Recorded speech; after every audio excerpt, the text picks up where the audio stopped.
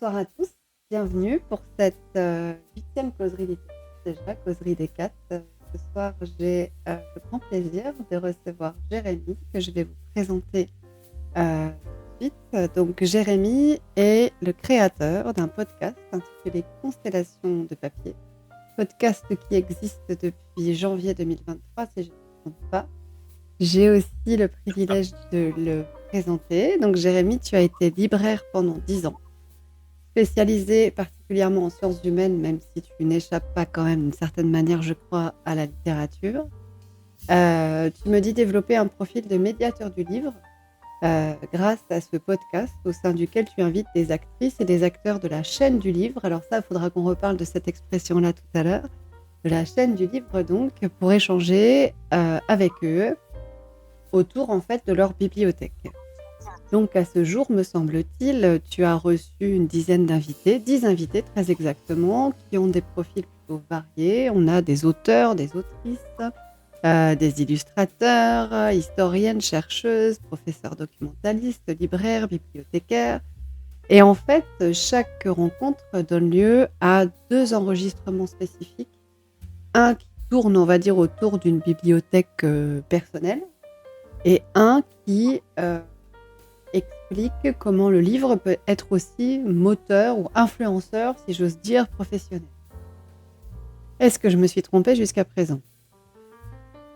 Jusqu'à présent, tout va bien. Je te laisse continuer. Jusqu'à présent, tout va bien. Ok. Alors, si tu me laisses continuer, je te mets en grand écran. Je dis bonjour à Nicolas et je dis bonjour à Elma Mat, qui viennent juste d'arriver. Alors, ma première question, c'est une question un peu lambda, mais on va commencer par ça néanmoins. Comment on devient podcasteur? Alors, bonjour à tous. Comment on devient podcasteur? Alors, je peux dire comment moi je suis devenu podcasteur. En tout cas, Oui. ça c'est le parcours que je connais le mieux. Moi, c'est une envie que j'avais sans me l'avouer depuis longtemps, mais peut-être même une dizaine d'années, parce que j'ai toujours bien aimé la radio, l'audio et de fait les podcasts. Et puis dans ma vie plus précisément, je suis devenu podcasteur parce que j'ai déménagé, j'ai quitté Paris où je travaillais. Et je me suis dit, est-ce que ça serait pas l'occasion de prendre un peu de distance vis-à-vis de la librairie, du livre en librairie, on va dire, et de prendre un peu de temps pour tenter autre chose. Et ce autre chose, puis vite dit que c'était le moment. À défaut d'ouvrir une librairie, ce pourquoi je me sens pas encore tout à fait prêt, je me suis dit c'est peut-être le moment de enfin faire du podcast, ce que j'avais envie de faire voilà, depuis un moment. J'ai fait une mini-formation, j'ai fait une semaine de formation auprès d'une association qui s'appelle La Cassette, qui est basée à Aubervilliers, qui fait un super boulot parce qu'ils font d'une part de la formation comme celle que j'ai suivie, et ils font aussi des actions de médiation autour du podcast et de l'audio auprès des habitants d'Aubervilliers. Donc j'ai fait une formation là-bas d'une semaine, apprendre les bases du logiciel, un peu de matériel, etc. Et puis je me suis lancé. J'ai un peu couvert mes arrières en me disant dès le début que je faisais quelque chose d'artisanal. En fait, c'était une façon de dire que le son allait pas être très bien mixé, que les montages allaient être un peu aléatoires et que c'était pas parfait. Mais voilà, j'ai encore beaucoup appris. Je pense que j'ai encore plus à apprendre que ce que j'ai appris. Mais voilà, pour dire ça plus simplement, c'était une volonté depuis un moment et un moment de vie qui était un peu propice. Voilà. Alors du coup, j'ai une autre question forcément. Moi, je t'ai dit hier que j'aimais bien discuter des points d'origine. Mais en fait, est-ce que le podcast, c'est un point d'origine ou c'est un point d'arrivée? Alors, je pose pas des questions toujours faciles. Hein. Tu vois. Alors, point d'origine ou... Oui, c'est une bonne question, je trouve. Parce que, alors, c'est pas parce que c'est la mienne, mais tu vois, voilà, on reparlera de ton passé, de ton passif de libraire, tu vois. Et donc, la question que je me pose, c'est est-ce que le podcast, c'est une sorte de sas ou est-ce que c'est un point d'arrivée? C'est parce que tu as été libraire que tu en arrives au podcast par peut-être frustration, enfin je sais pas, de certains points par rapport à ton métier de libraire, ou est-ce qu'au contraire c'est un point d'origine qui va permettre d'ouvrir à autre chose en tant que futur libraire, parce que t'as pas laissé passer, enfin t'as laissé passer l'idée que peut-être un jour tu rouvrirais une librairie. Alors, point d'arrivée ou point d'origine? Dis-nous tout. C'est effectivement une bonne question. Tu me disais, avant qu'on commence, tu me disais que tu allais faire la voix d'Augustin Trapenard. C'est un peu des questions type Augustin Trapenard, je trouve, mais je vais y Ah arriver. Mais putain, en vrai, je... je Mm, vois bien ce que tu veux dire et en mm, vrai, elle est intéressante et mm, elle a du sens, en tout cas, pour ce que je vais vous raconter. Pour moi, c'est un peu des deux. C'est un peu des deux parce que j'aurais pas fait ça si j'avais pas eu cette expérience en librairie. Et on en parlera sûrement après, mais mm, je continue à me situer par rapport à la librairie et c'est mm, entre guillemets l'univers professionnel et personnel parce qu'il y a beaucoup d'engagement dans ce métier. À part d'où je parle, moi je parle depuis la mm, librairie et ça fait partie de la singularité entre guillemets de ce que je fais. Euh, mais d'un autre côté, effectivement, donc ça peut avoir un côté arrivé, mais c'est aussi un départ dans la mesure où je suis, je sais pas exactement quand et si je retournerai en librairie. Je sais pas si j'ouvrirai une librairie parce que ça c'est encore quelque chose de très compliqué, qui a plein de ressorts. Donc c'est une idée mais qui est très vague. En attendant, ce qui est sûr, c'est qu'aujourd'hui j'ai envie d'explorer de nouvelles façons de promouvoir des livres. Euh, et le podcast en est une. Donc du moment où j'ai lancé ça, je me suis dit que d'abord j'allais essayer de le faire le plus sérieusement possible, ce qui n'est pas toujours gagné. J'en vois deux, trois qui ricanent, qui me connaissent. C'est pas toujours gagné de faire bien les choses. Et là, j'ai vraiment fait, je me suis tenu à ça et j'espère le faire pour la deuxième saison. Et d'autre part, en me disant, je vais voir jusqu'où j'arrive à pousser cette tentative de développer quelque chose. J'ai dit médiation du livre, mais c'est un peu flou, mais de voilà, animer des rencontres, animer des événements, promouvoir les choses de différentes façons, mais voilà, plus lié à de la présentation, plus lié à de l'oral, plus lié à de l'échange que de mm. la librairie. Voilà où j'en suis, sachant que tout est ouvert. Voilà, donc c'est à la fois l'arrivée et à la fois le départ. C'est une étape intermédiaire. Ok. Bon, même si tu l'expliques dans ton podcast zéro, hein, ton premier, donc là, pour le coup, le Mhm. point d'origine du podcast, est-ce que tu peux nous dire pourquoi tu as appelé ce podcast Constellation de papier? Je pense qu'à la base, il y a une partie qui est liée à de la frustration. En fait, il y a de la frustration de deux niveaux par rapport au livre. Euh, alors d'abord, il y a le premier truc, c'est que j'aime bien parler et j'aime bien qu'on m'écoute. Donc ça, c'est le premier truc. Je pense que c'est nécessaire pour ce genre de choses. Ensuite, il y a la frustration par rapport au fait que les événements en librairie, les rencontres, ce qui peut avoir Mm, lieu, ou même je sais pas, une belle sélection qui aura été faite sur une table de librairie, une belle vitrine avec une cohérence, un fond particulièrement travaillé, quelque chose.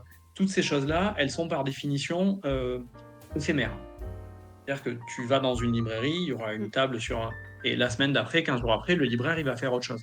Et je trouve que du coup, on est dans un métier où on est beaucoup à la recherche de sens, on essaie beaucoup d'animer nos lieux de vente mm, euh, avec cette cohérence-là, poser un récit si tu veux, mais ça se perd au fil du temps parce qu'une nouveauté chasse l'autre et pour ça c'est un sale boulot et c'est dur d'installer une permanence et de garder une trace des choses. Voilà, ça c'est le premier truc pour moi. Et l'autre frustration entre guillemets, c'est qu'il y a, et ça tout le monde le dira, mais il y a beaucoup de choses à lire, beaucoup de choses qui mm, paraissent. Là, on va peut-être parler de la rentrée littéraire, 500 ouais. livres, rien que sur septembre, enfin ce flot ininterrompu, et il génère de la frustration parce qu'on n'a pas le temps de tout lire, on n'a pas le temps de tout connaître. Et moi, je sais que dans mon boulot au quotidien, j'ai rencontré plein de gens avec qui on peut échanger, qui arrivent avec leur univers à eux. Et j'ai souvent beaucoup plus appris en discutant avec ces gens-là que avec ce que j'ai pu lire moi, avec ce que j'ai pu apprendre par moi-même. Et ce côté cumulatif du travail en librairie, qui ne s'apprend pas autrement qu'en étant présent en librairie, j'avais envie de le retranscrire différemment. Et du coup, comme j'avais cette idée de podcast, je me suis dit, pourquoi pas Tu vois, la réflexion, elle se fait un peu comme ça. Après, ça s'inspire aussi. Je sais pas, par exemple, Alice Zénitaire a sorti un livre, il y a deux livres d'ailleurs sur ses lectures. Il y a un sous forme de pièce de théâtre il y a 2 ans et un essai chez Flammarion l'année dernière. Par exemple, elle explore un petit peu cette dimension. Mais par exemple, il y a aussi, dans un livre sur la librairie qui est sorti, enfin sur le livre qui est sorti aux éditions de La Fabrique, mais qui est plus vieux, qui s'appelle Le livre Que faire. Il y a un libraire marseillais qui explique il s'appelle Roland Alberto, qui a l'odeur du temps, qui est une librairie de sciences humaines. Il explique que il est attentif à ce que dans sa librairie, aucun livre ne soit pas relié à un autre livre. C'est-à-dire qu'il ne prend pas les livres quand on lui propose des nouveaux titres, il ne prend pas un livre s'il ne voit pas de suite dans sa tête comment il va pouvoir se lier avec d'autres livres déjà présents. Mmh. Je trouve que c'est une approche du boulot qui est extrêmement intéressante. Alors, on voit le truc de constellation, on n'est pas loin quand même, hein, j'ai juste fait trouver un petit nom pour cette idée-là, mais voilà, je voulais explorer un peu tout ça, et ça me semblait être le bon média, on va dire. Après, je sais pas si j'ai tout à fait réussi, mais l'idée générale, en tout cas, c'était ça, c'est vraiment d'archiver des conversations, des échanges, et l'univers mental de gens que qu'on n'a pas toujours l'occasion d'entendre ou d'écouter parler de ça, en tout cas. Oui, à un moment donné, je crois que tu parles de bibliothèque mentale, hein, aussi, hein. En fait, c'est ça, en fait, c'est la réticulation, enfin, voilà, comme on dit, hein, le réseau, qu'il peut y avoir entre et c'est comme ça, enfin, moi, je sais pas comment tu fais, là, je fais un petit excursus, mais c'est pas grave. Moi, c'est comme ça aussi que je constitue mes bibliothèques, ma bibliothèque et mes fameuses pales, hein. Tu vois? C'est-à-dire, en fait, je lis un bouquin qui fait une référence à un autre bouquin, qui fait une référence à un autre bouquin et en fait, c'est ce réseau-là qui constitue à la fois, bah, ta culture quoi, tu vois? Et en même temps le fait qu'en effet quand tu conseilles un bouquin, tu peux pas t'empêcher potentiellement, d'aller voir ailleurs ou de conseiller ailleurs. Hem, donc comme je disais tout à l'heure, tu as eu 10 invités jusqu'à présent. Comment tu les as choisis? Est-ce que, ça s'est fait est-ce que ce sont des gens que tu connaissais déjà? Est-ce que ce sont des amis? Est-ce qu'au contraire, ce sont des gens qui sont venus dans ta librairie ou des gens que tu as conseillés en librairie? Comment tu les as choisis ces 10? Parce qu'ils sont finalement assez symboliques vu que ton podcast, il existe. Alors je crois que c'est 6 février, hein, si ma mémoire est bonne, la première date, voilà, d'après ce que j'ai vu et d'après ce que j'ai entendu.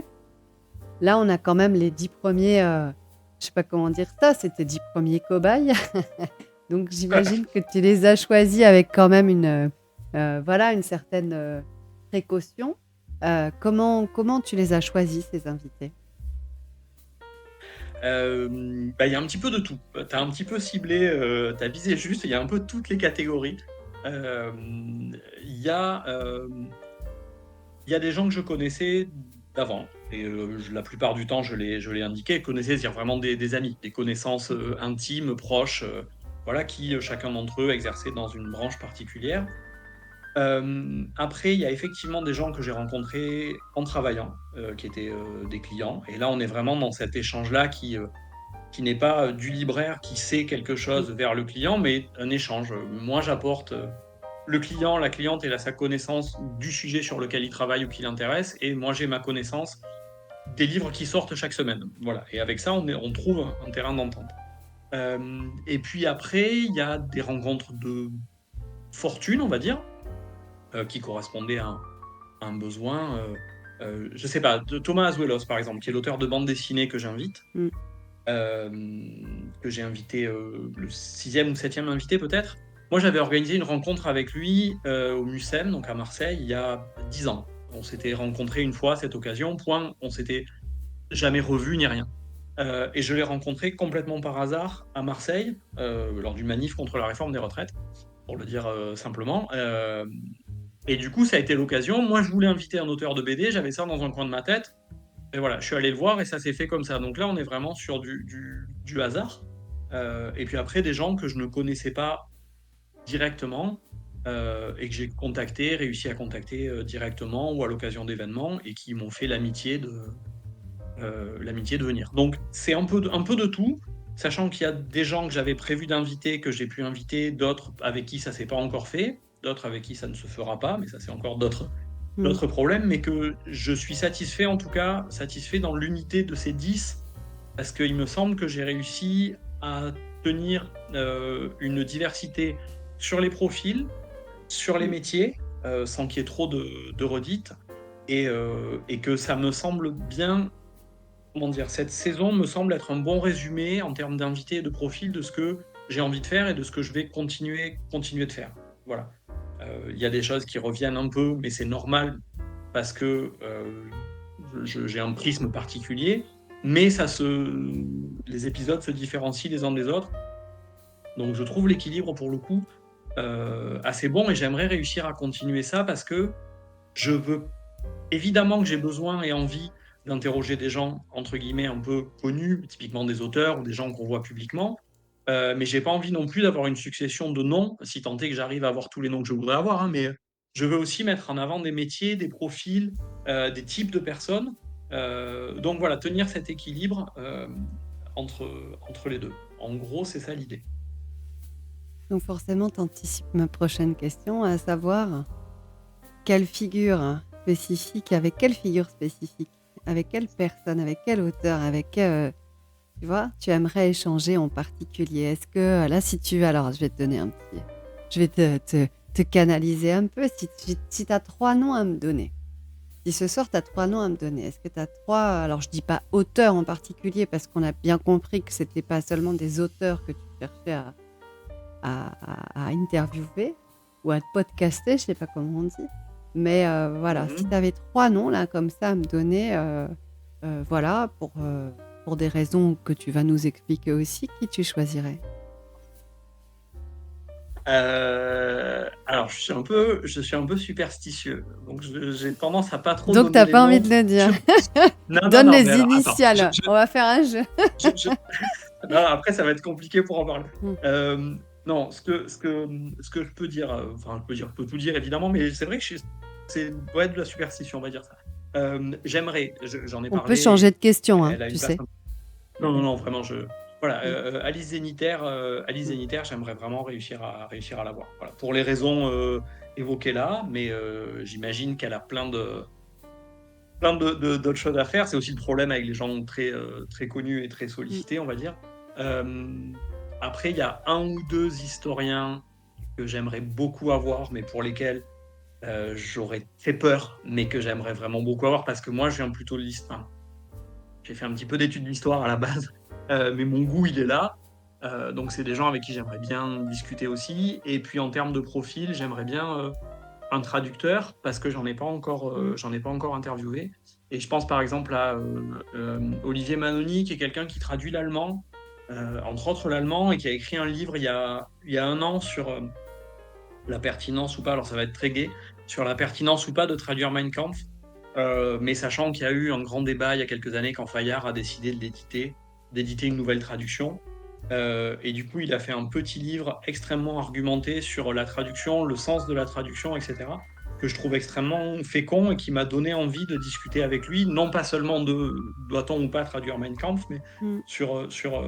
sur tout ça, et parce que j'ai pas invité de traducteur, mais il a parlé, là, il y a une sensibilité qu'il a exprimée qui m'a plu. Voilà, et voilà, ce serait des pistes, et promis, si j'ai des noms qui viennent au fur et à mesure, d'autres noms, je les dirai. Tu Peut-être me que dis. dans un quart d'heure, je te dirai, mais oui, évidemment, je voulais On fera interviewer Zidane, Ouais, mais il n'est pas dispo. Voilà. ok. Ouais, ouais. Non, mais on peut faire du forcing aussi. C'est pour ça que je te dis ça. Tu vois, ça peut être un peu...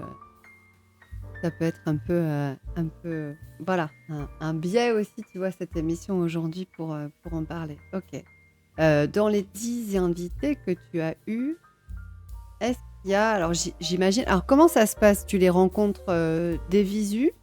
C'est par téléphone? C'est par visio? Comment tu t'es débrouillé?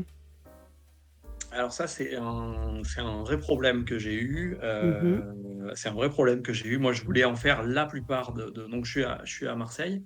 Mm. Je voulais faire la plupart de mes entretiens en présentiel, c'est Ouais. horrible, face à face avec les gens, voilà.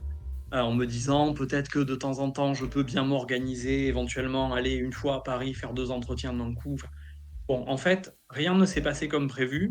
Donc, soit j'ai eu des gens loin et c'était pas possible de s'organiser, soit j'ai eu des bricoles techniques qui ont fait que j'ai pas pu. Voilà. Par exemple, avec Sigolène Vincent, qui habite au bord de l'étang de Berre, donc à côté de Marseille, ce Mm. qui est le Mm. cœur de son roman par ailleurs. Moi, j'avais vraiment tout prévu, on devait se retrouver, on avait le rendez-vous, j'avais mes billets de train, et le matin, problème sur la ligne, machin. Donc vraiment, il y a quelque chose sur les 10 épisodes qui fait que je ne ferai que enregistrer à distance. Je dois être maudit, et ça m'ennuie un peu parce que j'aimerais vraiment faire de l'entretien en face à Mm. face, parce qu'il y a quelque chose en plus, j'imagine. Moi, c'est quelque chose auquel je suis plutôt habitué avec les rencontres en librairie. Et puis, euh, et puis je pense que pour des bêtes raisons techniques, c'est plus facile à travailler ensuite. Les outils pour les connexions, les entretiens à distance, ils sont bons, mais j'ai souvent eu des petits pépins. Donc j'espère vraiment pour la deuxième saison faire ça en présentiel. En Et, présentiel. Pour ce qui est de la préparation, j'essaie d'échanger un petit peu, donc généralement un petit coup de fil plus ou moins long selon ce qu'on a à se dire. Et puis je demande à mes intervenants, intervenantes de réfléchir en amont à une liste de quelques titres dont on pourrait parler, qui est pas forcément la liste des livres dont on parle et c'est pas forcément un conducteur qu'on suit de A à Z du tout. Mais, moi ça me permet aussi de me renseigner parce que des fois, il y a des gens dont je connais moins l'univers, et du coup, je préfère savoir un petit peu où je mets les pieds pour pouvoir prévoir un petit peu des rebonds, voir comment tout ça peut s'articuler, même si des fois je tombe complètement à côté de la plaque, mais au moins j'ai essayé de comprendre quelque chose. Et puis pour mes invités aussi parce que de but en blanc, je trouve que, en tout cas moi je le vis comme ça, c'est pas facile de devoir rebondir sur des questions comme ça et ça génère souvent là aussi de la frustration parce que tu peux te dire à la fin mais non évidemment c'est celui-là que j'avais en tête. Donc je préfère même pour eux qui prennent un petit peu entre guillemets ce temps pour se poser, pour réfléchir au livre dont ils ont envie de parler, euh, pour être un peu plus fluide et puis pour que pour eux aussi l'exercice a l'air de plaire aux gens que j'invite, pour qu'elles et eux aussi ils soient satisfaits entre guillemets de ce dont ils parlent. Voilà, la préparation, entre guillemets, ça se limite à ça. Mais de la Enfin, même façon que c'est déjà pas moi, mal. tu vois, quand j'invite des écrivains, là, j'en ai 3 de prévus, octobre, novembre, décembre. Il y en a un qui m'a dit: «Si, si, on peut faire ça dans 15 jours» et j'ai dit: «Non, non, je veux lire vos livres avant». Heu, Mm. enfin, voilà, parce que j'ai envie de savoir, tu vois, là, tes podcasts, j'en ai écouté plein cet après-midi. Enfin, voilà, parce que j'avais envie de enfin, j'invite pas comme ça pour dire que j'invite, c'est-à-dire qu'il faut rentrer quand tu vois, tu parles d'univers, tu parles d'atmosphère, on parlait tout à l'heure de bibliothèque mentale, il faut savoir aussi ce qui touche l'autre pour peut-être que les questions soient plus pertinentes ou pour peut-être que l'échange soit plus, je sais pas, plus fin, tu vois? Ou plus sensible par Oui. rapport à voilà, par rapport aux questions qui sont posées. Hem, Surtout si tu fais des. Dis-moi? Non, je te disais, je pensais là, en t'écoutant, surtout dans le cas d'entretien, comme enfin, d'entretien ou d'échange, ce que tu fais toi aussi, Mmh. un peu long. Enfin, Mmh. comment dire, on se doute que si on prend même des journalistes, j'en sais rien, pour des petits morceaux audio, des petits entretiens de 3 à 5 minutes, ou moi sur des salons, j'ai vu des gens qui animaient des rencontres venir chercher le livre sur les stands, lire la quatrième de couverture et Mmh. partir faire l'entretien flash de 5 minutes. J'imagine que sur 5 minutes, tu peux faire parler quelqu'un sans connaître ce qu'il a fait.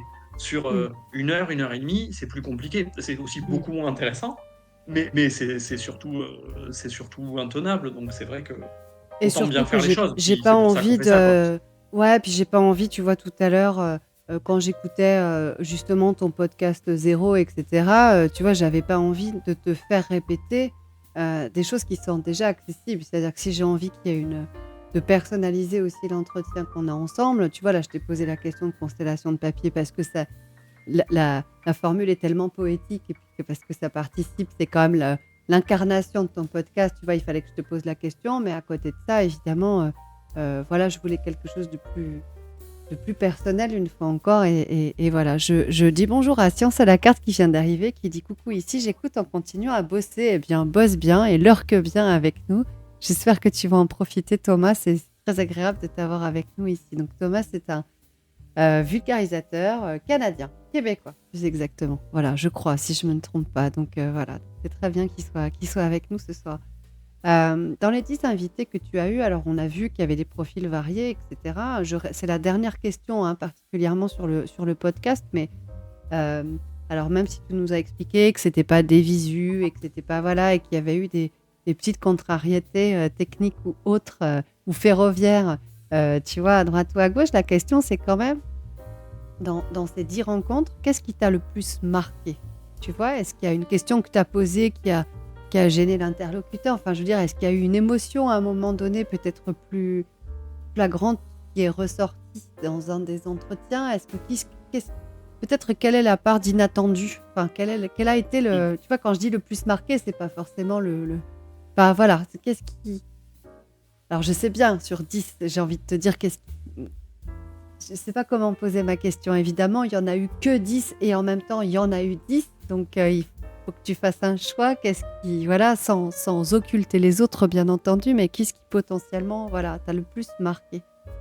Peut-être une réponse à laquelle tu ne Euh, t'attendais pas, une réaction, enfin, je sais pas, quelque chose. Puisqu'on est dans l'humain, là, quand même, là-dedans. alors, je dois. Alors, d'abord, puisqu'on parle des invités, je voulais en parler un tout petit peu plus tôt, mais je vois qu'il est déjà 21h30. Mais je voulais saluer le plus jeune des intervenants de Constellation, Hum. parce que je pense qu'il va bientôt falloir qu'il aille au lit. Et donc, le plus jeune des intervenants de Constellation, c'est dans un épisode hors série. Il s'appelle Léon. Et donc, je voulais le saluer, lui faire de gros bisous. Et il est intervenu dans un épisode que j'ai fait pour faire des choses, un peu des épisodes hors série, où je suis allé faire lire à des gens dans la rue un texte. Et après, j'ai échangé avec l'auteur autour de ses lectures. Et ça, comme ça, je dis 2 mots sur ça. C'était l'occasion aussi, moi, à la fois de m'entraîner sur de la prise de son, et puis aussi de faire des choses, voir qu'est-ce qu'il était possible d'inventer au-delà des entretiens basiques. Hum. Et Hum. justement, peut-être pour aller voir des choses un peu surprenantes. Et je sais que les entretiens que j'ai eus avec l'auteur, donc c'est Didier Da Silva, les entretiens que j'ai eus avec l'auteur, il a été très touché par ce projet. Il s'est vraiment prêté au jeu et ça, c'était chouette aussi parce que du coup, là, il y avait une forme qui est perfectible, hein, évidemment, mais il y avait une forme qui sortait un peu des sentiers battus et son accueil l'accueil qu'il a eu de mon projet m'a beaucoup touché aussi parce que j'ai vraiment débarqué de but en blanc en disant voilà, j'ai bien aimé votre livre, j'aimerais faire ça et il a sauté dedans à pieds joints. C'était chouette et on a passé un Tu bon lui as moment tous les deux. demandé avant? Tu lui as demandé avant ou tu Oui. l'as... Tu lui as... Ok. Ouais, ouais, je lui ai demandé avant, parce que j'ai dû contacter son éditeur en me disant je vais faire lire des extraits de son œuvre. Donc même Hum. si c'est un podcast à peu d'écoute, Hum. etc., mais quand même il y a un truc de droit, De etc. Je voulais droit, le bien faire ça sûr, ouais. dans Hum, l'ordre. hum. Hum, hum. Et puis si lui était pas partant, je trouvais que ça manquait de sens en fait. Donc ouais, ouais, j'en ai parlé avec lui et dès qu'il m'a donné le feu vert, je suis allé collecter ses lectures, puis l'entretien qu'on avait fait ensemble.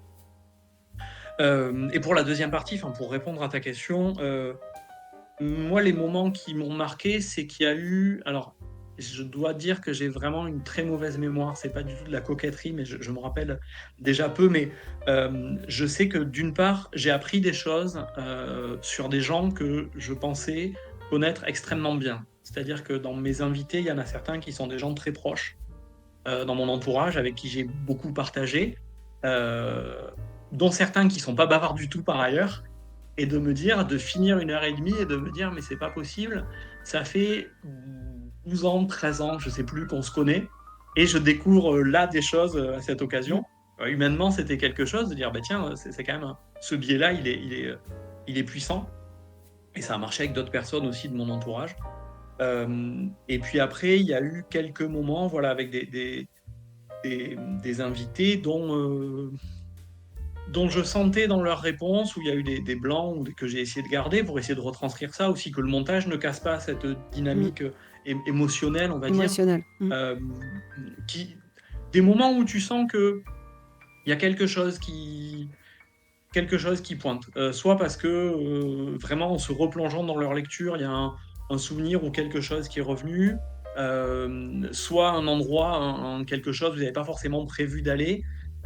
Et je pense un petit peu que, en tout cas j'espère que ça s'est un petit peu ressenti parce que si on revient au fait que je leur demande leur lecture de base avant de faire les entretiens, on a le risque aussi d'avoir quelque chose d'un petit peu, entre guillemets, scolaire, c'est-à-dire qu'ils ont prévu de quoi ils vont parler.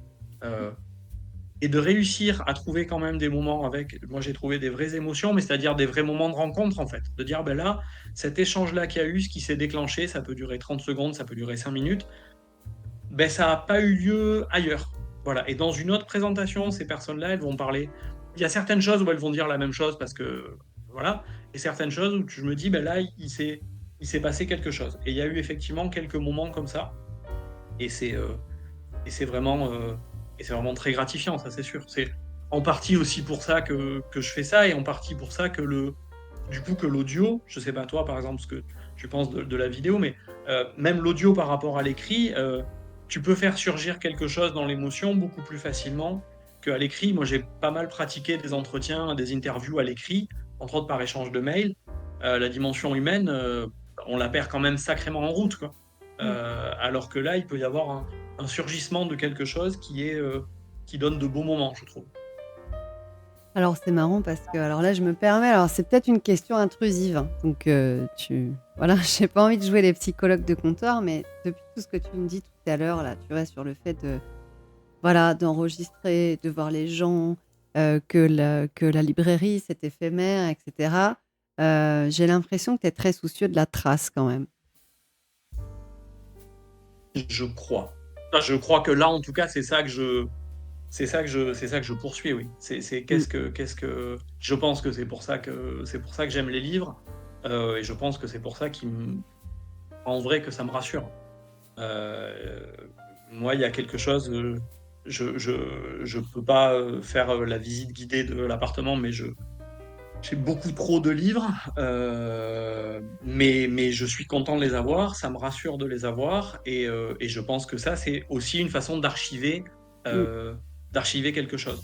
En mmh, lien, comme on disait, avec cette frustration que les choses se perdent, mais aussi, ouais, quelque chose d'encore plus intime. Mais dans, je sais plus dans quel épisode, je parle d'un livre de Maurice Hollander qui s'appelle Le fantôme dans la bibliothèque.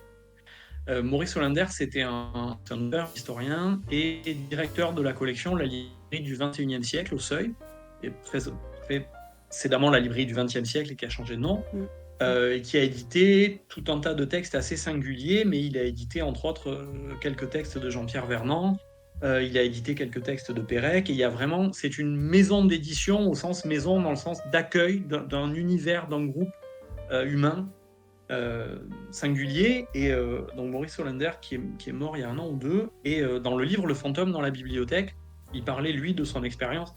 C'est pas du tout évidemment la mienne, mais il avait une réflexion extrêmement intéressante où il disait que pour lui, il se demandait si le plus grand plaisir de s'entourer des livres, euh, c'était pas tant de les avoir pour en faire quelque chose que de se dire qu'on pourra toujours les avoir pour une lecture infinie dont on sait qu'elle aura jamais lieu. Mais on sait qu'ils sont là. Voilà. Et j'aimais beaucoup cette idée que de dire qu'en fait, quand on s'entoure souvent des livres, c'est plus pour se dire qu'on pourra peut-être les lire tout en sachant très bien que c'est illusoire, plutôt que pour le plaisir ou l'autosatisfaction de se dire oh là là, qu'est-ce que j'ai comme nombre de de la livres, qu'est-ce que j'ai collection. lu comme livre. Ouais, de la collection. Ouais. Ouais, je comprends. Ouais, ouais, tout à fait. Ouais, ouais. Et sachant Ouais. que, tu vois, moi, c'est aussi quelque chose sur lequel je m'interroge un peu. Au début du podcast, je demandais à mes invités de m'envoyer une photo de leur bibliothèque. Alors, pas forcément une photo de toute leur bibliothèque, mais une photo d'un bout, de l'ensemble, de ce qu'ils voulaient pour eux. Et puis, après, j'ai trouvé qu'il y avait d'abord un peu de réticence de la part de mes invités, donc j'ai un peu laissé tomber. Ah ouais, c'est Euh, étrange ça. Ah bah tiens, ça m'étonne parce que j'étais en train ouais. de me dire, tiens, demain je fais une photo de ma bibliothèque. Alors Alors, pourquoi? D'où écoute, il elle n'y a pas sort de. Ouais, dis-moi. Avec plaisir, hein. J'avais même dit, D'où tu vois, moi, quand naissait, j'avais fait. d'où naissait cette résistance? Est-ce que tu sais? Est-ce que tu l'as... Alors j'ai eu Ouais, l'impression, j'ai eu un peu l'impression d'avoir des prétextes des fois. Alors tu sais jamais avec ouais, les prétextes, hein. Quand on te dit mm, ah je peux pas, mon chien a mangé mon téléphone, je sais pas si c'est ouais, vrai ou pas, mais ça te mm. laisse des fois une impression un peu bizarre. Et puis après j'ai vu que les photos qu'on m'envoyait étaient pas, il y avait pas beaucoup d'implication dans le fait de m'envoyer une photo comme je l'aurais souhaité, on va dire. C'est vraiment, je prends le téléphone, je fais une photo comme ça. Bon, bref, je peux peut-être le reprendre, j'en sais rien, mais après, en y pensant aussi, je me suis dit qu'il y avait peut-être une trop grande fétichisation de la possession de livres. Et mine de rien, c'est bête aussi, mais posséder des livres, ça peut aussi être un espèce de marqueur. On a aussi on voit l'espèce de cliché un peu de la grande bibliothèque, j'ai employé des grands mots, mais la grande bibliothèque bourgeoise qui simplement sert à Pleine. montrer que, Ouais, regardez, j'ai beaucoup de livres, quoi. ouais. Euh, et du coup, ça m'a un peu sorti du truc. Je me suis senti un peu moins à l'aise avec cette idée parce que je veux pas du tout. J'ai eu peur à un moment justement que ça renvoie cette image que j'ai pas du tout envie de renvoyer ni par le podcast ni par mes entretiens. On n'est pas là pour écraser en disant regardez comme elle est J'ai plein de livres, j'ai volumineuse beaucoup avec tous lu. les bons titres, Ouais. machin. Mm, mm, mm, mm. Donc ça a aussi participé de cette réflexion en cours. Voilà. Alors, on bifurque. On bifurque sur le métier de libraire. Moi, alors je tique, mais je tique pas, c'est pas le bon terme, mais à chaque fois que je t'entends dans tes podcasts, c'est bonjour, je suis le libraire sans librairie. Tu vois, ou alors j'ai noté aussi, c'est mon papier, mais voilà, le podcast du libraire sans librairie. Euh, je, je sens quand même, quand tu présentes les choses, une part, je sais pas comment te dire, une part de frustration et l'envie de faire vivre des valeurs extrêmement nobles. euh, Peut-être voilà, peut-être qu'elles sont tellement nobles qu'elles sont un peu désuètes aujourd'hui, mais qu'on voudrait, toi et moi, hein, parce que je m'inclus quand même dans la noblesse de ces valeurs, remettre au goût du jour. Tu parles de passion, tu parles de sincérité, tu parles de subjectivité, tu parles de partage, et ce qui m'intéresse le plus aussi ensuite, mais on en parlera peut-être tout à l'heure à la fin, c'est mes petites questions bonus, d'engagement. Euh, Est-ce que tu peux nous faire un petit topo long, pas long, je m'en fiche, hein, tu vois, t'en parles. Ne te... Non, mais tu vois ce que je veux dire, ne te frustre pas sous cet angle-là. Est-ce que tu peux nous parler un petit peu de ces 10 ans en librairie? Avec plaisir. Malheureusement pour vous, avec plaisir. Alors, mes 10 ans en librairie, moi j'arrive, donc je l'ai dit rapidement, j'ai voulu d'abord faire des études d'histoire, sans trop savoir ce que je voulais en faire, mais ma passion, vraiment à la base, c'est l'histoire. Ça n'a pas été couronné de succès, c'est le moins qu'on puisse dire, parce que j'ai jamais travaillé suffisamment pour que ça soit bénéfique. Et après ça, j'ai eu une période de flottement. Je pense on est nombreux, nombreuses à qui il arrive ce genre de choses. Et puis, il y a eu deux mouvements différents. D'une part, un mouvement de se dire il va bien falloir faire quelque chose, parce que l'intérim, c'est sympa, mais j'avais envie d'autre chose. Et puis, des opportunités, des hasards de vie qui font que j'ai pu travailler 2 fois à la librairie Mola, qui est la grande librairie de Bordeaux, la très grande librairie de Bordeaux, par un hasard de rencontre, de machin qui connaît Bidule, qui me fait rentrer là. Et donc à la fois de toucher ça du doigt, et à la fois, un peu dans le même temps, de me dire, mais en fait, ce que j'ai toujours aimé, c'est les livres. Voilà, si on dit l'université, j'en suis pas capable, j'ai pas su mettre en œuvre ce qu'il fallait pour y arriver. Et donc, Ou une réflexion très l'université n'a pas pragmatique. su mettre en œuvre ce qu'il fallait pour que tu y arrives. On peut voir les Non, choses d'une non, autre manière. alors, écoute, vraiment, c'est moi. Tu vois, Ok, vraiment, c'est d'accord, moi. ok. Je- Bon, ok. mais il pourrait y avoir plein de choses à redire effectivement sur la fac aussi, mais là vraiment c'est moi qui en ai pas fichu une. Et ensuite de me dire voilà, moi des études où t'es pas encadré, j'en suis pas capable parce que j'ai pas cette rigueur, etc. Donc il me faut des études courtes, et donc je découvre un peu l'existence de DUT métier du livre, donc une formation en 2 ans, et vogue la galère. Et à ce moment-là, j'ai quand même plutôt dans l'idée de faire de la bibliothèque, parce que la librairie, c'est du commerce, le commerce, c'est le capitalisme, et le capitalisme, c'est mal. Donc, je commence quand même comme ça. Et puis, à l'occasion des stages, je m'aperçois qu'en fait, j'ai sûrement plus la possibilité de m'amuser en librairie qu'en bibliothèque. Parce que la bibliothèque m'a donné l'impression, sûrement fausse, mais sur les 15 jours que j'y ai passé, d'un lieu moins dynamique. C'est un peu cliché et c'est sûrement faux par rapport à la flamme qui anime les bibliothécaires, mais moi je l'ai un peu vécu comme ça à ce moment-là. Bref, donc je pars vers la librairie, et donc si tu veux, c'est une passion, une envie qui m'est venue très progressivement. Mais ce qui est sûr, c'est qu'après, une fois que j'ai mis les doigts dans le pot de confiture, ça a été lancé, et pour essayer après d'aller un peu plus vite, j'ai eu la chance de travailler avec des gens avec des profils extrêmement différents, qui m'ont tous, nombreux en tout cas, m'ont appris des choses. J'ai eu des gens très exigeants qui portaient une vision extrêmement forte du métier, extrêmement intransigeante. C'était pas les gens à qui c'était le plus facile de travailler, mais ils t'obligent à te mettre au niveau. Alors, Ils je te font t'arrête tout de suite. vraiment. Ouais, je t'arrête. C'est quoi un libraire intransigeant?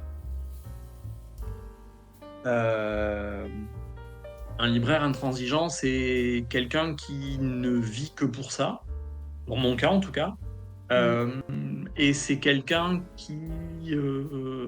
J'avais trouvé une bonne formule et je viens de la perdre.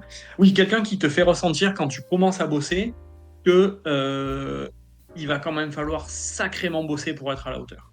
Et que c'est même pas dit que tu arrives à être à 5% du minimum nécessaire pour mériter le titre de libraire. Mmh. Voilà.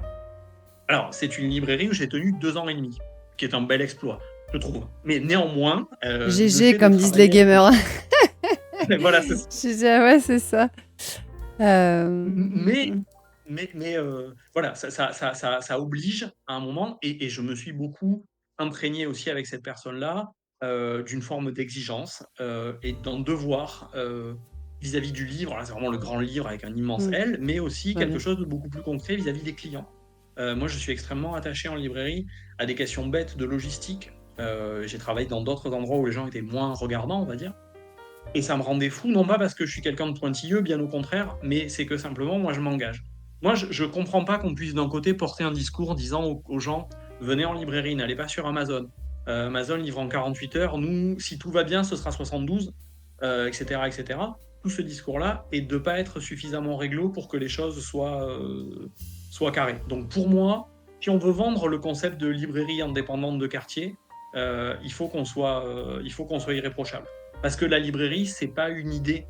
Moi, je sais que c'est des choses que je peux dire avec les clients des fois quand ils peuvent râler ou, encore une fois, j'y reviens, mais brandir cette menace. La prochaine fois, j'irai chez Amazon, etc. Moi, je porte un discours assez simple vis-à-vis de ça, c'est de dire si les gens, les lecteurs, ne veulent plus de librairie, eh bien, tant pis, on va pas les forcer. Moi, je suis pas là pour forcer les gens. Il faut que chaque jour, la librairie, les libraires, on prouve et on démontre qu'on est nécessaire, utile, quelles que soient les pratiques. Mais ça peut pas être simplement une injonction et on peut pas prendre ça simplement sur le côté moral. Et ça, voilà, c'est quelque chose que j'ai un peu, que je tiens un peu là.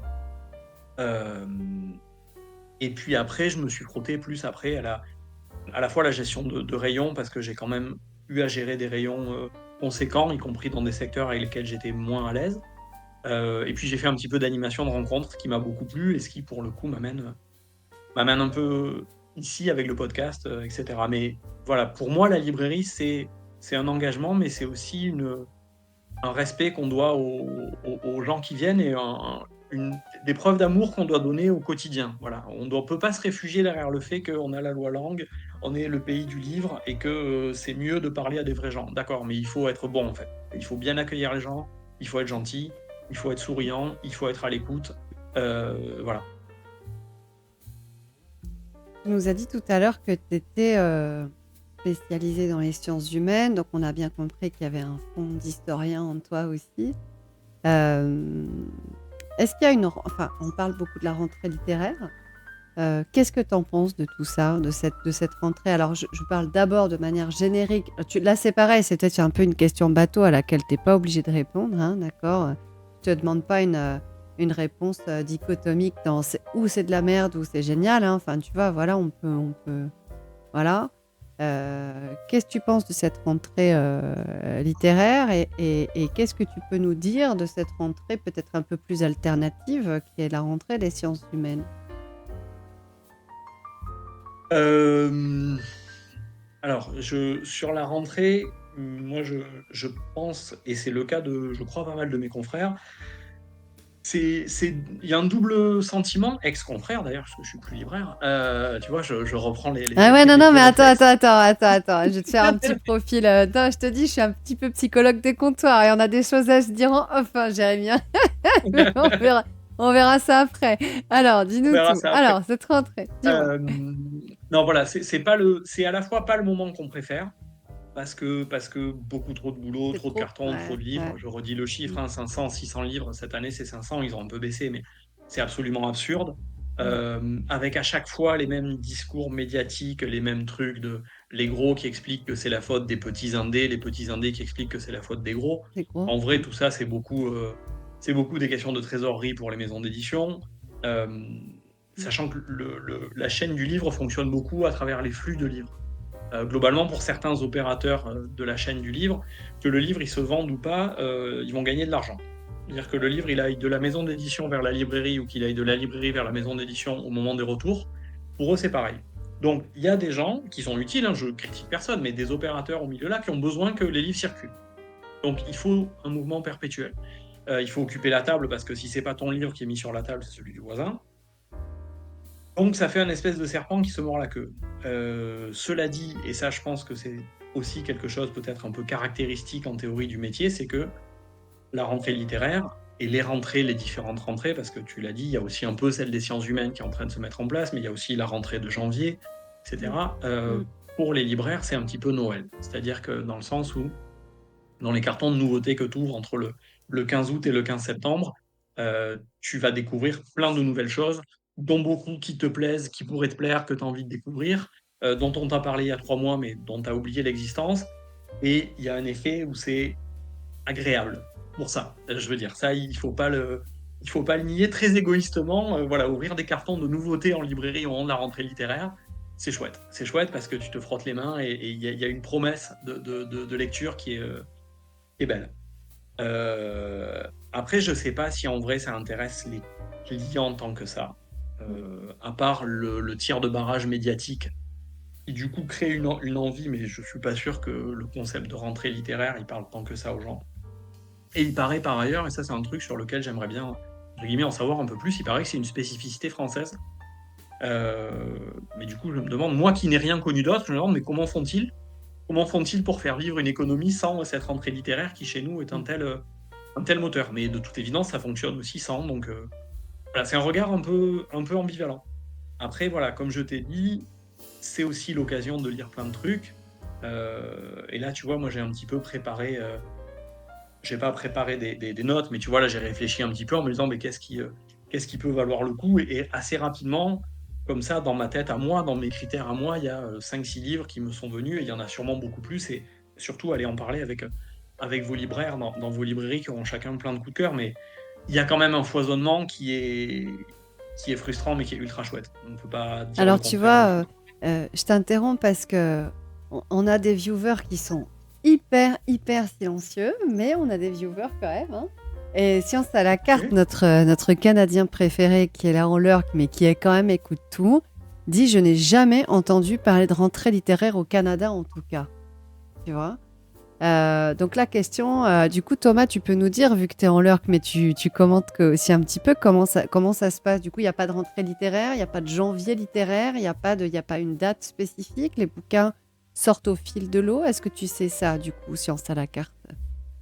Moi, je me pose la question, du coup, le temps qui tape sa petite chose, sa petite réponse Ta réponse. sur son clavier, moi, je me pose la question de cette rentrée littéraire, est-ce que c'est pas aussi une aubaine financière? Peut-être que j'exagère, mais est-ce que, en termes, si tu veux, de gestion financière pure de ta librairie, est-ce que tu sais que tu fais plus de chiffres, genre en janvier, en septembre, enfin entre, tu disais le 15 août et le 15 septembre, et puis à Noël. Est-ce qu'il y a des dates comme ça qui sont des dates phares en termes de rentrée d'argent pour une librairie ou pas? Parce que s'il n'y avait pas cette rentrée littéraire, hormis peut-être les rencontres où tu vas favoriser, comme on disait tout Mm. à l'heure, un auteur ou un genre, ou voilà, ou si tu te greffes, j'ai envie de dire, un petit festival culturel peut-être dans un coin pas trop loin de ta librairie, comment ça se passe? C'est la rentrée littéraire, moi, ça me paraît surtout pas seulement comme un coup médiatique pour des grands noms, ou des gros noms plus que des grands noms, j'ai envie de dire, des gros mots, des gros noms, voilà, j'en citerai pas, mais j'en pense pas moins, mais bon, voilà. Est-ce que il n'y a pas un truc comme ça aussi? C'est-à-dire qu'est-ce qu'il n'y a pas une entente sous-jacente entre maisons d'édition et librairie, ou pas du tout? Je me trompe, je me fourvoie. Non, ben, tu as raison de fait, puisque de toute façon, nos intérêts, qu'on le veuille ou non, ça peut aussi être un truc si on revient à la chaîne du livre, Mm, on est tous attachés, hein, donc il faut bien qu'on fonctionne ensemble. De toute mm, façon, un livre qui est vendu en librairie, au final, c'est aussi la maison d'édition qui gagne de l'argent, donc on a besoin mm, tous des uns et des autres. Euh, je pense que ce qui fait vraiment le gros du chiffre d'affaires, il est plus lié au prix. En fait, si tu veux, mm, c'est plus lié au prix qu'à la rentrée littéraire. Mais mm, comme les prix sont aussi pour beaucoup une spécificité française, en fait, mm, historiquement, c'est plus comme ça que j'aurais dû l'amener. C'est que la spécificité française, c'est les prix. mm. Et de fait, à cause des prix, les éditeurs, pour se caler sur ça, c'est-à-dire les principaux prix sont décernés entre mi-octobre et mi-novembre, font sortir les livres entre août et septembre. Voilà, pour que ce soit frais dans la tête. Et petit à petit, c'est installé vraiment une compétition très précise. Il est très rare qu'un livre sorti euh, hors rentrée littéraire, est le prix de l'année. Le prix Goncourt Mhm. 2024, qui est censé récompenser le meilleur livre selon l'Académie Goncourt de 2024, il sera très probablement, c'est habituellement comme ça, attribué à un livre sorti au mois d'octobre, à cette rentrée-là. Mhm. Donc, et il y a un petit côté course de petits chevaux quand même aussi. Mais c'est dans le mouvement, il fonctionne comme ça. Et les prix ont un effet démultiplicateur qui est immense. Mais ça participe aussi d'une forme de diplomatie, c'est-à-dire que tel auteur pourra être vexé que son éditeur ait fait sortir son livre en Bien sûr. janvier plutôt qu'en Ok, septembre. ouais. Parce que le sortir en janvier, ça veut dire je crois pas à ton livre pour les prix. T'es pas ouais, Voilà. ouais, t'es pas goncourable. C'est D'accord. pas goncourable, exactement. Alors après, ils peuvent le vendre différemment, et on sait jamais. On peut dire aussi, si on le sort en septembre, tu seras noyé au milieu des autres, ton livre est tellement bien que j'ai envie qu'il se détache, donc je préfère qu'il soit le gros poisson dans la petite mare que l'inverse. Bon, il y a tout un jeu aussi à ce Oui, ce niveau-là, sont des mais stratégies. Après, ce sont des stratégies commerciales oui. euh, qui- Alors, Thomas nous a répondu. Il dit, il y a une date spécifique, le 12 août de chaque année. C'est la journée, je cite, j'achète un livre québécois. Il y a un salon du livre à Montréal en novembre, mais pas de rentrée à proprement parler. En tout cas, la rentrée, s'il y en a une, n'est pas très médiatisée au Canada à ma connaissance. Voilà, donc on est bien dans la spécificité française pour l'instant, en tout cas par rapport à notre viewer canadien, notre fidèle viewer canadien. Très bien. Donc cette rentrée Merci. sciences humaines, là, qu'est-ce que...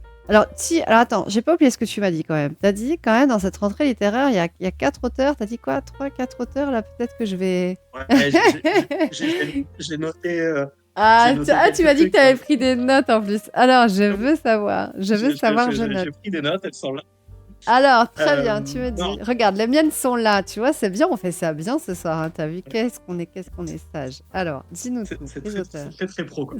C'est très, très pro. Euh, Ouais. non, les auteurs, alors moi, je vais être parfaitement transparent, puisque j'ai décidé aussi que, comme je ne suis plus en librairie, j'ai arrêté de mentir et de dire que j'avais lu des livres que je n'avais pas lus. Voilà, ce qu'on fait beaucoup en T'as librairie, fait ça? je le révèle, Attends, oui, mais on l'a tous attends, fait. Voilà, on c'est s'arrête tout un de suite. système. On s'arrête tout de suite. Tu connais le principe aussi du rage quit quand tu fais du gaming? C'est-à-dire que tu appuies Oui, sur le bouton et oui. t'es tellement énervé que t'arrêtes. Alors là, je suis pas d'accord du tout. Mm. T'as fait ça? Ouais, je suis désolé, on le fait. Je C'est suis un désolé, on le scandale. fait, on le fait tous. Voilà. Ok. Je suis navré. C'est que le Père Noël n'existe pas, c'est pareil. Il fallait un jour que les gens le savent. On le fait avec plus ou moins de talent, avec plus ou moins de sincérité, parce qu'on peut bien parler d'un livre qu'on n'a pas lu, ça j'y crois profondément. Mais il y a aussi des spécialistes du oui, j'ai tout lu, quoi, ce qui est une farce. Donc là, voilà, moi j'essaie d'arrêter. Pourtant, c'est très tentant Enchaîne, à chaque fois. enchaîne. Vas-y, enchaîne, enchaîne. Euh, Vas-y. donc, je vais parler d'un livre que j'ai lu pour commencer. Et c'est un livre qui s'appelle Manhattan Project de Stefano Massini, qui est un auteur italien. Le livre est sorti de chez Globe, qui est une excellente maison d'édition qui a quelques années. Il fait pas mal de non-fiction narrative, comme on dit, Ouais. pour reprendre Dans le jargon, ouais. anglo-saxon. Et lui, c'est un petit peu différent parce que c'est quelqu'un qui vient du théâtre et il a écrit 3 livres sous une forme un peu plus originale. Ça pourrait ressembler à une forme de, comment dire, de vers un peu libre, mais ça se lit vraiment comme un roman. C'est-à-dire qu'une fois qu'on est rentré dans le rythme de ces phrases qui sont assez saccadées, avec des personnages très typés, on rentre vraiment dedans extrêmement bien. Et c'est souvent des grandes fresques historiques. La première s'appelait Les frères Lehman, et c'était l'histoire de la famille Lehman de Goldman Sachs. Mhm. Donc depuis l'arrivée, vraiment avec cette scène mythique du petit immigrant allemand, me semble-t-il, qui débarque à Ellis Island avec sa valise en carton, à la richesse et la chute au moment de la crise. Un autre sur le premier club de foot féminin qui s'appelait Ladies Football Club. Et là, le troisième, donc, qui vient de sortir, qui s'appelle Manhattan Project, qui vient de sortir opportunément en cette période où on parle pas mal de bombes atomiques, et qui raconte l'histoire donc, du projet Manhattan. Et des différents scientifiques, beaucoup de Hongrois, il n'y a pas que Oppenheimer, qui ont travaillé à ça, mais avec une écriture donc proche d'une écriture théâtrale, avec des formules, on retrouve quelque chose un peu du mythe, c'est-à-dire avec des formules un peu répétitives pour chacun des Mhm. personnages, pour bien ancrer la typologie de chaque personnage dans la tête, et une lecture vraiment très intéressante et vraiment très haletante, avec en plus voilà, ce style particulier, mais dans lequel on rentre très facilement. Et après, 3 livres donc, que j'attends, que je peux conseiller comme ça, parce que je pense qu'ils valent le coup. Il y a évidemment mon chouchou qui est Sorge Chalandon, chez Mm. Grasset, qui sort des livres avec, comment dire, il en sort un tous les 2 ans. Donc c'est la même régularité qu'Amélie Nothomb, mais un an sur deux. Et Mhm. on peut plus qualitatif. Et là, moi, j'avais beaucoup aimé sa série sur l'Irlande, Mon traître et Retour à Quilibex, en 2 tomes. Et là, c'est un livre qui s'appelle L'Enragé, où il travaille sur les formes de colonies pénitentiaires pour enfants dans les années 30. Il est très sensible sur les questions liées à l'enfance. C'est souvent quelque chose sur lequel il le travaille, sur son histoire personnelle et sur les histoires des autres. Donc, ça devrait être un chouette livre. Et puis le Je troisième, c'est t'interromps, une retrouvaille. je Oui, t'interromps une toute petite seconde. Je remercie MSPB32 d'être le 230e follower de ma chaîne. Je ne comprends absolument pas pourquoi l'annonce et la petite musique merveilleuse ne s'animent pas pour souhaiter la bienvenue, mais en tout cas, bienvenue sur cette causerie. En tout cas, merci Almamat pour les, pour les chaleurs et l'objectif atteint. Alors, on est sur Manhattan Project. Je comprends pas pourquoi mon alerte ne fonctionne plus. Bon, c'est tout à fait dommage, mais bon, bref. Alors, Manhattan Project, c'est bon. L'enragé de Chalandon, pas de souci. Alors, le ça c'est troisième, on bon. t'écoute. Excuse-moi de t'avoir Le interrompu. troisième, je t'en prie. Le troisième, c'est un auteur, et là, tu vois qu'on revient à des obsessions personnelles, c'est un auteur nigérian que moi j'avais eu la chance de rencontrer lors de ma première année d'études à Aix-en-Provence. Il y avait une très très belle manifestation littéraire dont le nom m'échappe, mais peut-être tout simplement que ça s'appelait la Fête du Livre. Mm. Et donc, il s'appelle Wole Soyinka. C'est quelqu'un qui a eu le prix Nobel dans les années 80, qui a été un peu traduit en France à l'époque et qui n'est plus traduit, qui n'est quasiment plus traduit actuellement. Et il était précédemment chez Actes Sud. Et Le Seuil vient de publier son nouveau livre qui s'appelle Chronique du pays des gens les plus heureux du monde. C'est une histoire qui se passe au Nigeria, comme souvent.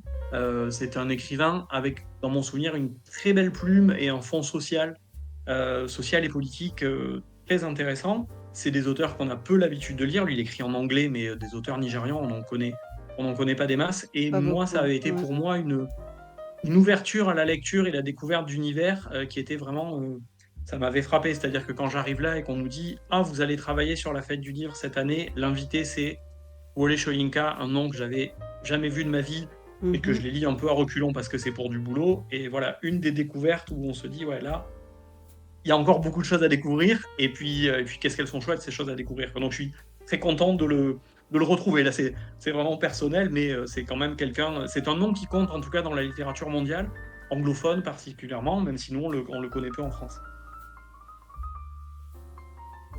Et voilà. Et concernant la rentrée, alors attends, je prends des notes, hein, c'est pour ça que je ne rebondis pas tout de suite. Parce que là, je suis en train de... Tu vois, intérieurement, je me dis, ok, c'est bon, j'irai à la librairie demain, tu vois. Question alors sur la rentrée sciences humaines, là, cette fois-ci. Alors explique-nous, si la rentrée littéraire est au mois de septembre, cette rentrée, les sciences humaines, comment ça se passe? Est-ce qu'elle est plus alternative? Est-ce qu'au contraire, il n'y a pas de rentrée? C'est-à-dire qu'on a les maisons d'édition spécialisées diffusent de manière un peu plus diffuse justement les œuvres qu'elles publient. Comment ça se passe? Il y a aussi une rentrée littéraire en sciences humaines? Alors, il y a aussi une forme de rentrée pour les sciences humaines.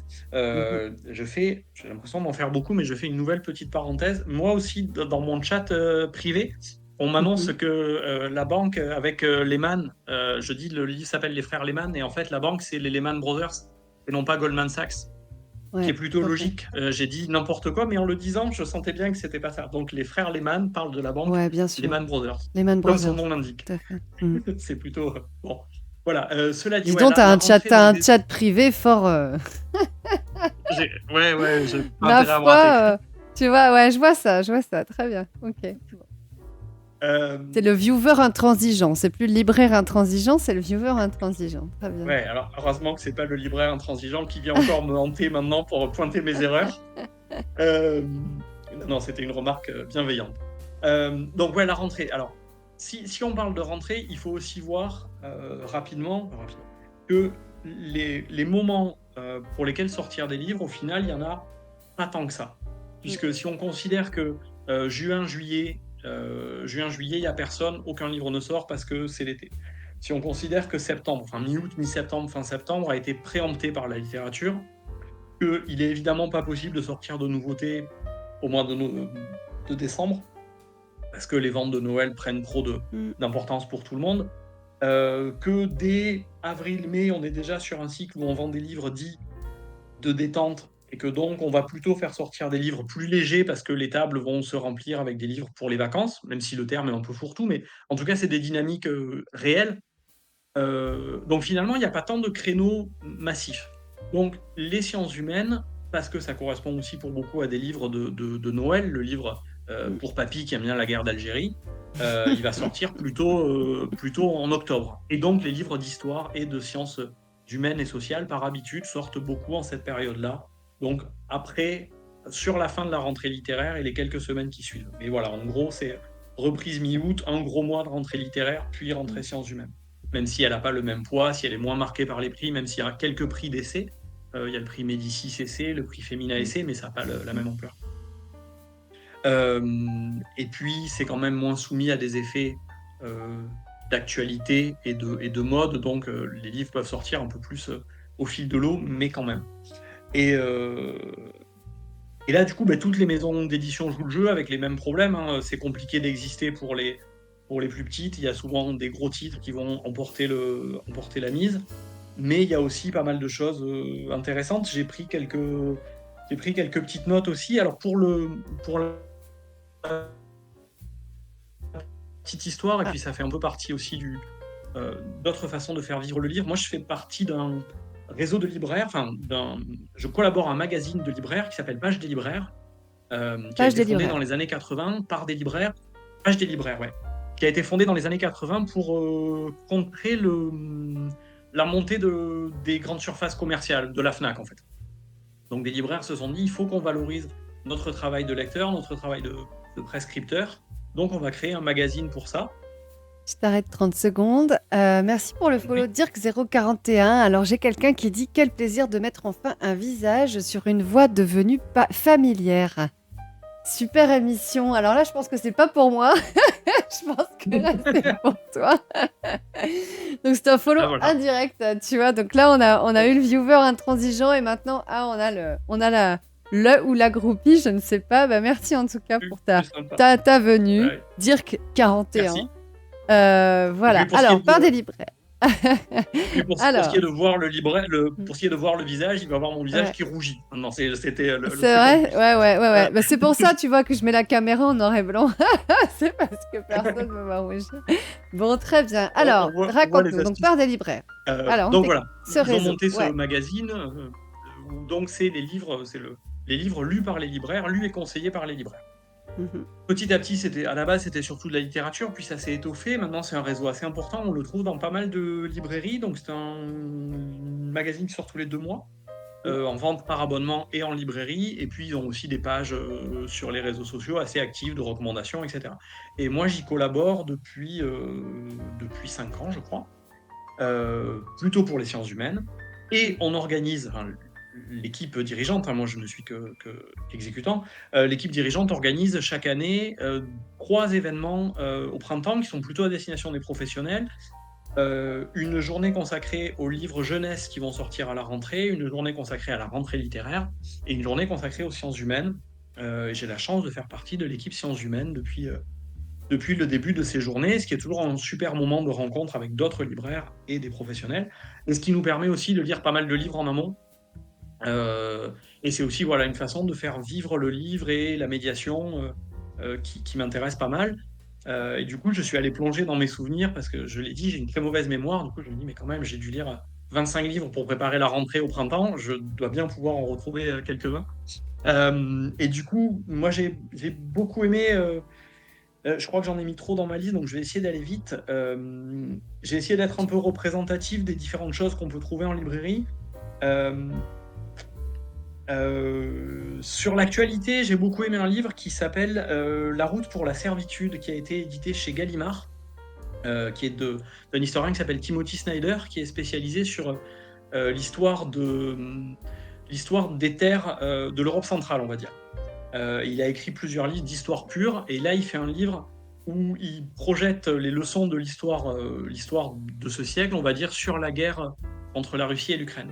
Avec une idée que moi j'ai trouvé intéressante de base. Son propos, c'est de dire la plupart tous les empires européens ont changé leur destinée quand ils ont quitté leur projet colonial, en disant les pays ont dû se défaire de leurs empires, etc. Le seul pays qui n'a pas vécu ça, c'est l'URSS. Et que donc, il considère la guerre russo-ukrainienne comme une guerre coloniale, c'est-à-dire un reste d'esprit impérial chez les Russes.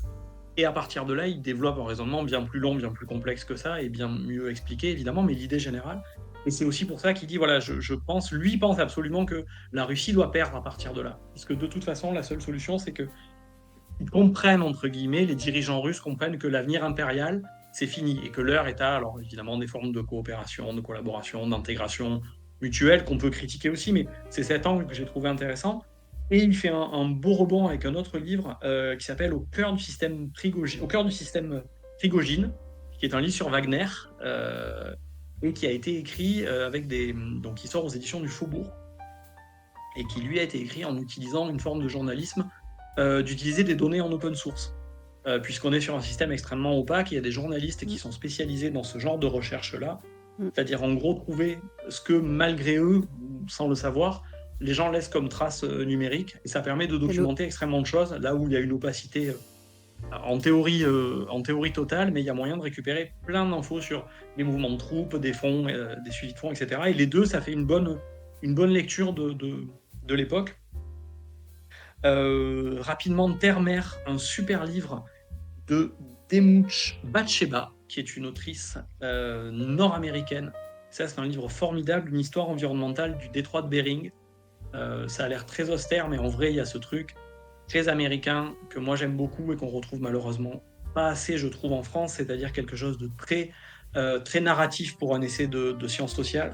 Et là, c'est vraiment de raconter l'histoire donc du détroit de Bering depuis l'arrivée des Européens, des Occidentaux, disons, et comment ça a bouleversé des écosystèmes, comment des équilibres naturels ont été absolument détruits par l'arrivée du progrès, et comment après elle en fait au-delà une parabole en disant en fait la question c'est que la Terre a ses temps pour ce qui est de la production d'énergie, de matières premières, etc. Et nous, on les outrepasse complètement avec notre modernité, et donc c'est une réflexion plus large évidemment.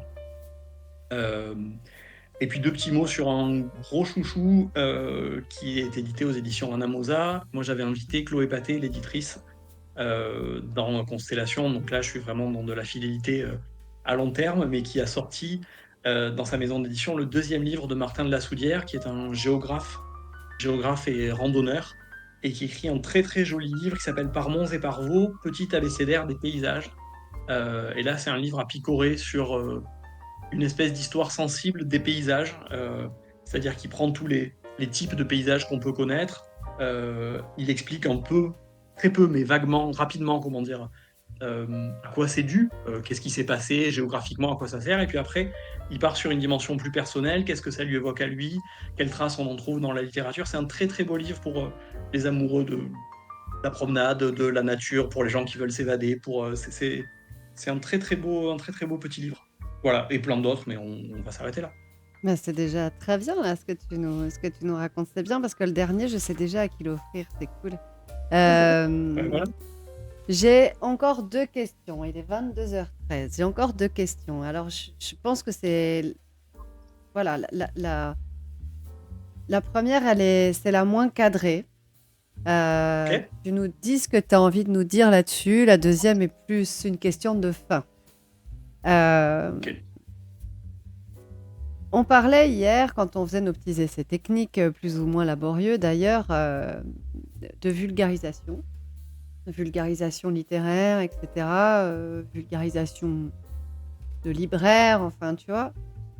Quand j'ai écouté ton podcast 0, réécouté ton podcast 0 cet après-midi, tu as cette formule que j'aime beaucoup et qui dit ma démarche, c'est, je cite, une réponse politique à l'immédiateté. Tu vois que la question est ouverte.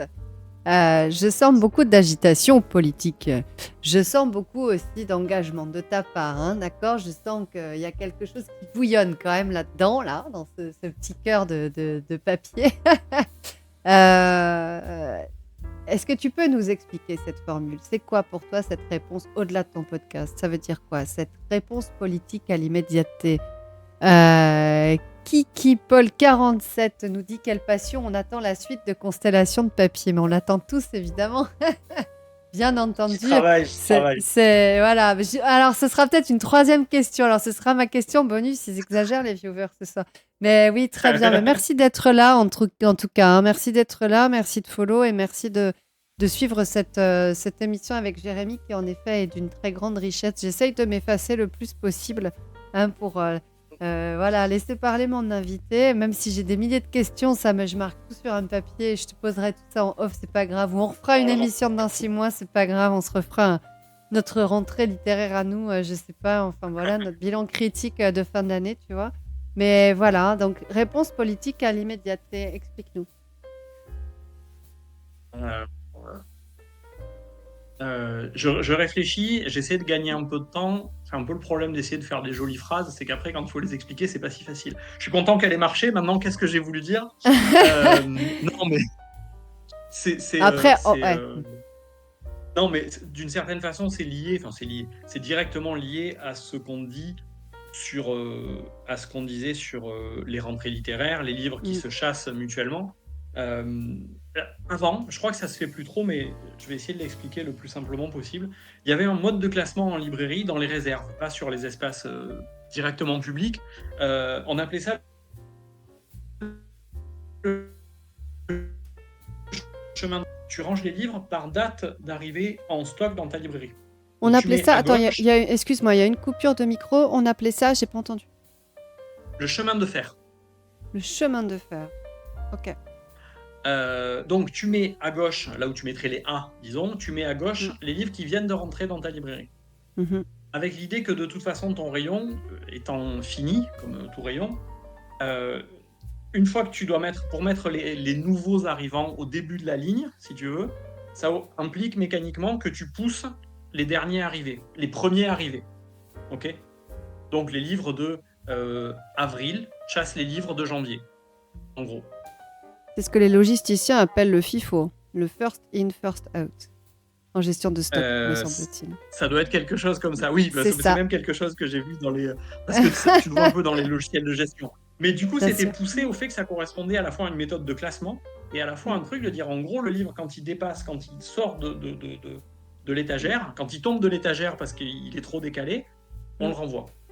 Voilà, donc là, ça ne permet aucun traitement fin de ce que tu fais, c'est simplement...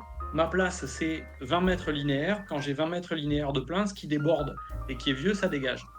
Ce qui est, évidemment, il faut trouver des façons de faire de la place, on est d'accord. Mais cet effet qu'un livre chasse l'autre, qu'avec une rentrée littéraire, ou une rentrée quelle qu'elle soit, tu pourrais faire des années de vente si les médias avaient le temps de s'intéresser à tous les livres, si les libraires avaient le temps de les lire, si les clients avaient le temps d'en lire plus, c'est une espèce de course folle. Et donc, on revient aussi à cette idée de trace, à cette idée d'archiver quelque chose avec le podcast et d'essayer de démontrer que j'aime pas trop l'expression des bons livres. En tout cas, je sais pas ce que c'est un bon livre. Je sais ce que c'est un livre que j'aime. J'essaie de savoir quel peut être un livre qui plairait de lire aux gens à qui je les conseille. En tout cas, que les livres, ceux-là, ils sont pas là par hasard. Moi, ça, c'est une idée qui est assez forte dans mon raisonnement, dans ma pensée. Voilà. Et ceux qui méritent d'être défendus, c'est ceux qui sont pas là par hasard. Donc, et l'immédiateté, pour moi, c'est ça. C'est un livre qu'on va mettre sur une table pendant 15 jours, parce qu'il est arrivé là. On sait pas pourquoi. On sait pas pourquoi l'éditeur l'a fait, ou alors il l'a fait pas encore. Et il va disparaître aussi vite qu'il est venu. Voilà. Et je pense qu'il faut réussir à se détacher de cette tenaille-là pour respirer et prendre le temps d'accorder de l'importance, du temps de lecture, du temps de conversation, du temps d'échange à ce qu'il mérite. Mais encore une fois, quand je dis ce qu'il mérite, c'est pas un critère de valeur absolue.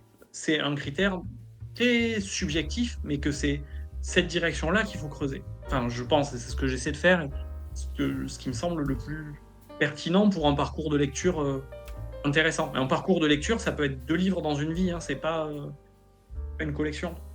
C'est ce que tu appelais la sincérité de la subjectivité aussi, je pense, dans un de... T'as vu, hein, j'ai retenu, oh là là, t'as le sens de la formule et moi j'ai le sens de la citation. Alors tu vois, comme ça, paf, on a quelque chose qui va bien. On On fait a... des merci miracles pour ce... avec ChatGPT. Non, me dis pas ça encore. Non, mais deuxième rage quit. Non, mais je suis pas d'accord. Un, tu me dis que t'as été capable de parler de livres que t'as pas lu. Et deux, ah non, je suis pas d'accord. Alors, premier message sur le chat de Les Vilains Navets qui dit interview passionnante. Eh bien, merci, Vilain Navet. Alors, moi, tu vois, mon rêve, c'est de refaire une thèse, parce que j'en ai déjà fait une.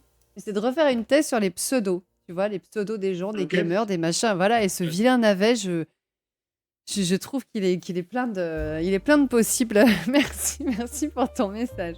Alors, merci beaucoup. On va passer, si tu le veux bien, à la dernière question. J'ai envie que le podcasteur soit podcasté. Le fil de tes podcasts, c'est 1. Le premier livre dont tes invités se rappellent. 2. Leur dernier coup de cœur. Et 3, le livre qui a métamorphosé leur vision ou leur représentation du monde. Est-ce que je me trompe ? C'est souvent ça. C'est souvent l'idée ça. générale, c'est ça. Je suis d'accord. Ouais. D'accord. Alors, on va rester dans l'idée générale. Et ça va être notre dernière... et ce sera ma dernière question. Allez, le premier livre dont tu te rappelles. J'ai un peu posé des questions pièges ce soir. Hein. Tu vois, j'avais pas envie. C'est pour ça que j'envoie des livres, des listes à mes invités. Le premier livre dont je me rappelle, alors je vais faire comme les invités, je vais pas respecter la règle. Le premier livre dont je me rappelle, il y en aura 2. Le premier, c'était un livre illustré, c'était un livre de photos avec l'histoire de petits canards qui faisaient le tour du jardin. En gros. Voilà, ça vraiment, c'est un livre très illustré avec à peine de texte. J'ai pas le titre, mais c'était l'aventure de canards autour de leur jardin, quoi. Voilà. Et le deuxième, qui est plus un souvenir de livre qu'on me lit que de livres que je lis moi-même, mais c'est souvent le cas des premiers souvenirs. C'est une série, là je peux donner le titre, c'est une série qui s'appelle Petit Tout, qui n'existe plus. C'est une vieille série qui était même pas tout à fait de ma génération à moi, qui racontait l'histoire de une famille de petits êtres qui vivaient cachés dans une maison et qui en gros réparaient la nuit ce qui allait mal dans la maison. Trop bien. En gros, voilà, donc on avait à la fois leur vie à eux, ils étaient copains avec les souris, parce que c'est un monde où tout le monde est copain, évidemment. Et puis voilà, souvent dans la maison, admettons, quelqu'un casse un vase, donc tout le monde est catastrophé, et pendant la nuit, Petit Tout et sa famille vont réparer le vase, et le lendemain matin, tout le monde est content parce que le vase est réparé. Voilà, c'est très beau, c'est plein de bons sentiments. Voilà. Donc des canards et des vases réparés, ok, c'était mon premier souvenir.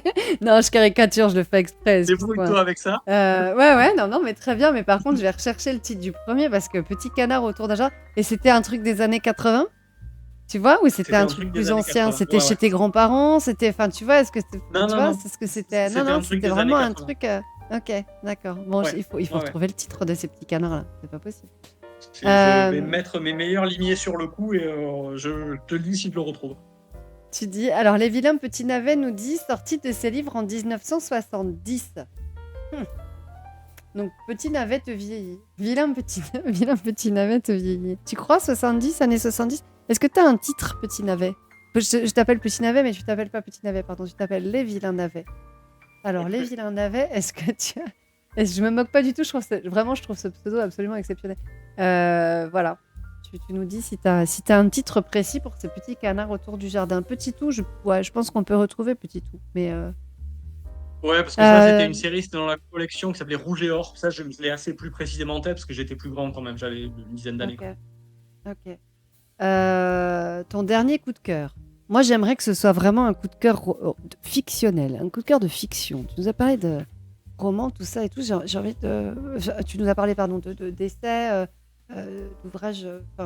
J'ai tous envie de les lire, là, c'est déjà un problème. Mais voilà, est-ce que tu peux nous donner un coup de cœur qui soit pas tes 3 coups de cœur, Manhattan Project, L'Enragé, etc.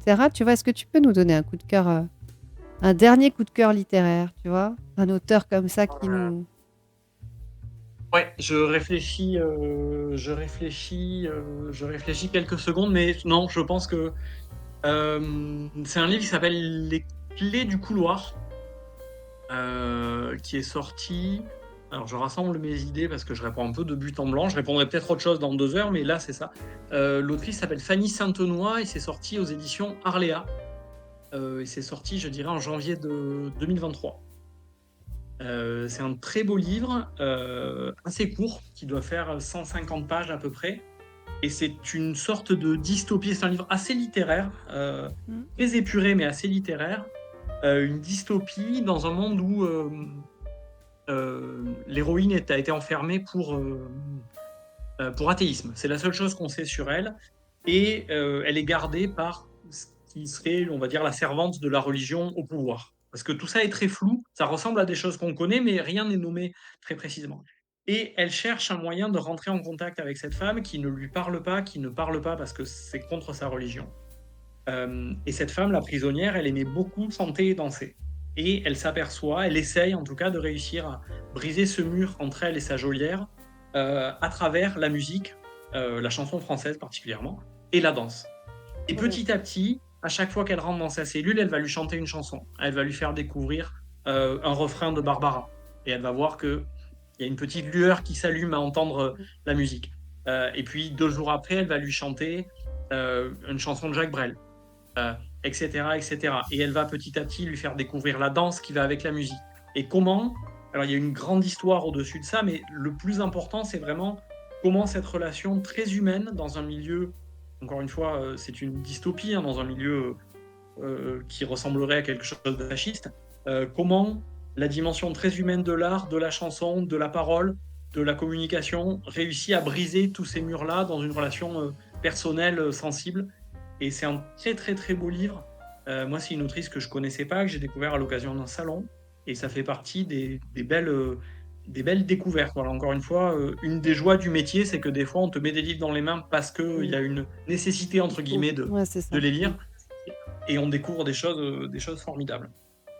Donc, c'est Fanny Saintenoy et ça s'appelle Les clés du couloir. Les clés du couloir, ok. Dernier bouquin, je trouve que la question, alors tu vois, moi je réfléchis aussi pour moi, mais bon, ça, voilà, c'est pas l'exercice aujourd'hui, mais livre qui a métamorphosé ta vision et ta représentation du monde. Ça, je trouve que c'est une question difficile. Parce que là, pour le coup, alors là, je me permets de m'avancer un peu, mais je pense que on sait très bien qu'un livre délivre une représentation, une vision du monde spécifique, voilà, par l'intermédiaire de son genre, de son histoire, etc. Et puis potentiellement des personnages qui traversent la narration. Mais je trouve que là, pour le coup, c'est une constellation. C'est-à-dire qu'en fait, c'est un agencement. Enfin, tu vois, là, je trouve que autant le premier livre dont tu te rappelles, voilà, tu vois, il y a des petits câlins autour d'un jardin, il y a un truc, enfin, tu vois, voilà, celui-ci, il est symbolique de quelque chose, mais il n'est pas si difficile à trouver. Ton dernier coup de cœur, par définition, dans la mesure où c'est une question qui t'interroge sur la chronologie de lecture, en quelque sorte, elle est pas très difficile non plus, cette question. En revanche, sur un livre qui a métamorphosé ta vision ou ta représentation du monde, ça, je trouve ça plus délicat. Pourquoi ? Parce que cette vision du monde ou cette représentation du monde, enfin, moi, en tout cas, en tant que lectrice, hein, tu vois, ça m'apparaît plutôt comme étant un ensemble. Tu vois, comme étant un réseau, hein, comme on disait, tu vois, là, on est en train de boucler la boucle. C'est pas mal ce que je suis en train de faire, je le fais pas exprès, mais voilà. C'est pas mal, hein, c'est bien. Tu vois, ouais, non, je le fais pas exprès. Voilà, tu vois, je pense que, enfin, moi, en tout cas, je serais rigoureusement incapable de n'en citer qu'un seul. Voilà. Donc, tu as le droit. Je pense que ça va être difficile pour moi aussi. Non, mais je vais citer un livre. Je sais pas s'il a bouleversé ma vision du monde, mais il a intellectuellement été extrêmement fécond. Et là, c'est un livre d'histoire. Et après, je vais parler d'un romancier. C'est le livre d'histoire. Ça s'appelle Le Chapeau. J'ai peur de mal dire. Le Chapeau de Vermeer. Et c'est d'un auteur anglais qui s'appelle Timothy Brooks. C'est un livre d'histoire, et là, je vais pas mentir, on est sur un pur livre d'histoire. Mais lui, c'est un historien des premières formes de mondialisation. Alors, il y a plein de premières mondialisations, mais en gros, là, il parle des 17e, 16e et 17e siècle. Et il étudie ça à travers les tableaux de Vermeer. Et dans l'approche historique et dans la capacité, je reviens sur ce sens de la narration, hein, mais dans la capacité à inventer quasiment une intrigue, Mm. moi, il m'a vraiment passionné, c'est-à-dire qu'il part à chaque fois dans le détail d'un tableau de Vermeer. Typiquement, le chapeau en peau de castor d'un personnage qui a l'air de rien, que personne ne voit. Tu vois le tableau, il est beau, il te plaît, tu penses à plein de choses artistiques, mais tu penses pas à l'histoire de ceux. Je pense pas au Sauf que chapeau. lui, il Ouais. explique, il dit, ben voilà, c'est pas un hasard s'il y a un chapeau en peau de castor. Il y a 10 ans, le chapeau, il aurait pas été en peau de castor. Mais il y a 5 ans, les Hollandais ont pris le port de je sais pas où à Terre-Neuve, ils l'ont pris aux Anglais parce que blablabla, blablabla, blablabla, et donc ça a ouvert des routes de commercialisation du castor, et donc la bourgeoisie de la ville où était Vermeer, dont le nom m'échappe, s'est mis à porter des peaux de castor pour se différencier des bourgeois de Amsterdam qui, eux, portaient de la peau de martre. Parce que j'invente, hein, à part Non, l'histoire non, de en base, fait, je évidemment. rigole intérieurement parce que j'avais envie de faire une blague de merde et puis je me suis dit, c'est pas le moment parce qu'entre le podcasteur et le podcasteur, enfin, tu vois, voilà, il n'y avait qu'un pas. Mais bon, voilà, c'est une blague à la con, désolé. C'est Il est vrai, c'est vrai. 22h30. Bon, tu vois, tu disais podcasteur tellement vite que je me suis dit, ah voilà, ok, tout vient du Non, mais je chapeau de comprends. Vermeer. J'en Bon, bref. parlerai à Bon, mon voilà. pote. J'en parlerai à mon pote Castor. Mais non, voilà. Donc partir Ah, d'un détail pour raconter l'histoire. mm, Et c'est un livre. Moi, je l'ai pas mal fait lire dans mon entourage avec des succès divers. Donc je comprends qu'il puisse. Mais moi, j'ai trouvé que dans l'approche et dans la capacité à raconter des histoires dans l'histoire à partir de détails qui ont l'air infimes, de traiter de la vie quotidienne aussi bien que des grands mouvements à travers de choses qui ont l'air insignifiantes, moi, ça m'a vraiment beaucoup, beaucoup, beaucoup plu. mm. Euh, et après, pour les romanciers, moi, je Tu pense vois que qu'on est c'est... encore dans cette histoire de trace, hein, de ce temps de la trace. Hein. Tu vois, c'est marrant. Hein, on y revient encore, hein, c'est-à-dire ce détail amplifié qui doit rester. Oui, Hein. j'irai en parler à quelqu'un un jour, je Qu'on promis. va rentrer. Non, non, mais c'est pas ça, mais non, mais c'est juste pour montrer la cohérence de tout ce que tu es en train de nous dire depuis le début, en fait. Hein. C'est ça. C'est-à-dire que ce qui te plaît aussi, c'est qu'on va partir d'un détail et qu'on va lui redonner une ampleur et on va lui redonner une temporalité. En fait, voilà, je crois. Bon, voilà, ok. Bon, Oui, non, mais bref. Alors, c'est ça. Alors, tu dis cohérence, on pourrait dire obsession si on était moins sympa, mais je te remercie de dire cohérence. non, alors et du coup, là, non, chacun a ses marottes, hein. Non, mais moi c'est pareil. Enfin, tu vois, là, je veux dire, je suis dans la position, on va dire quand même assez facile de celle qui écoute et qui commente. Hein. Tu vois, il n'y a pas de, voilà, mais Non, mais très clairement, voilà, et je rebondis aussi. Alors, j'aime pas ce terme, hein, mais je reviens aussi sur ça parce que moi, mes obsessions en termes de littérature, dans ce que j'ai fait aussi dans mon travail doctoral, etc., ça portait sur la question de la trace. C'est pour ça que je t'embête un peu avec ça parce que ça me parle aussi nécessairement. Donc, nous avons le chapeau de Vermeer et puis nous avons... Alors, nous avons le chapeau de Vermeer. Et après, donc, du roman, même si c'est une forme de roman un peu particulière, parce que les romans classiques, j'ai parfois un peu plus de mal. Pas un peu plus de mal, mais j'ai tendance à aller vers... voilà. C'est un auteur espagnol qui s'appelle Javier Cercas. Et surtout ses premiers romans, les premiers traduits en France, et qui écrit, donc là aussi sur l'histoire, mais ça je me referai pas, mais qui écrit de purs romans, sauf qu'il écrit ce qu'il a appelé lui et d'autres, hein, il n'est pas le seul à faire ça, des romans sans fiction, c'est-à-dire qu'il part d'événements réels et attestés, et il déroule en romancier les événements. Et il a une façon, là aussi, de déplier les événements, d'en raconter le plus de choses sans jamais dépasser certaines limites logiques, je veux dire. Il y a vraiment un exercice de projection que je trouve extrêmement intéressant et avec une vraie sincérité de sa part, même si des fois il en joue un peu trop, ce qui était un peu le problème dans ses derniers livres, une vraie sincérité dans le... voilà, là, ça on le sait. Et à partir de là, je vous le dis sincèrement, là c'est moi qui l'imagine. C'est moi qui suppose. Et il fonctionne vraiment en arborescence quasiment dans ces livres. C'est un mode de fonctionnement assez original dans lequel il faut rentrer, mais qui est vraiment passionnant. C'est-à-dire qu'il épuise les différentes hypothèses par rapport à un fait particulier, tout en suivant le fil général qui va être de raconter un événement précis. Et c'est assez vertigineux parce que ça interroge sur le non-dit. Ça interroge sur les motivations que parfois les acteurs eux-mêmes des situations historiques ou autres ne contrôle pas, et ça interroge beaucoup sur aussi la littérature, parce qu'en fait, lui, il joue beaucoup sur ça, sur la littérature, et comment les gens peuvent aussi souvent se réfugier dans des histoires, en fait. Il a écrit, entre autres, un livre sur un grand mythomane, un type qui allait très très loin, hein, qui a fait raconter qu'il avait été déporté pendant la Seconde Guerre mondiale. Il s'apprêtait à tenir un discours dans un camp de concentration lors de l'anniversaire d'une libération, donc les 70 ans ou les 80 ans, les 70 ans, un truc comme ça, et 2 jours avant, il a été démasqué. Il n'avait jamais été déporté, par exemple. Mais il a fait ça toute sa vie. Et petit à petit, en discutant avec lui, Cercas, à travers le roman, développe une théorie. Il explique que voilà, pour cette personne-là, la fiction sauve et la réalité tue. Mm. Et j'aime beaucoup cette formule et tout le raisonnement qu'il met pour arriver là. Bon, ce serait dire c'est du déni, hein, mais que ce soit un romancier qui raconte tout ça, et la façon qu'il a de le raconter, comment il explore vraiment méthodiquement toutes les dimensions de l'histoire de ces personnages, c'est virtuose, et moi vraiment ça me scotche à chaque fois. Il en a fait 3-4 dans cette veine-là, et ils sont vraiment, ils retournent la tête, pour le dire d'une formule un peu rapide. Très bien. Merci. Est-ce qu'il y a une question que tu aurais aimé que je te pose et que je ne t'ai pas posée?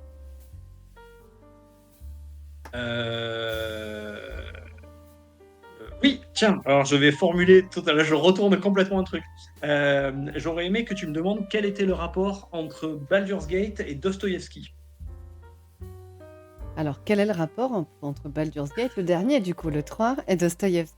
Non, le 2 ou le 1, et c'est une info. C'est un truc que je m'étais gardé en me disant, tiens, il faudra que je le dise, ça pourrait. J'ai supposé que ça pourrait. Très bien, Faire je t'en une prie, histoire. je t'en prie. Vu les heures que j'ai passées sur le 3, qui est sorti le 3 août, il n'y a pas de souci. Allez, dis-moi tout. Alors, et du coup, c'est un peu bancal parce que j'ai plus l'histoire en entier, mais en gros, donc Baldur's Gate, c'est donc un jeu vidéo dans lequel il y a une dimension d'interaction avec des personnages dans le jeu, et pas mal de dialogues et de choix narratifs dans le jeu. Et bien dans le Baldur's Gate 1 ou 2, il y a plus de dialogues, plus de textes que dans je sais plus quelle grosse œuvre de Dostoïevski.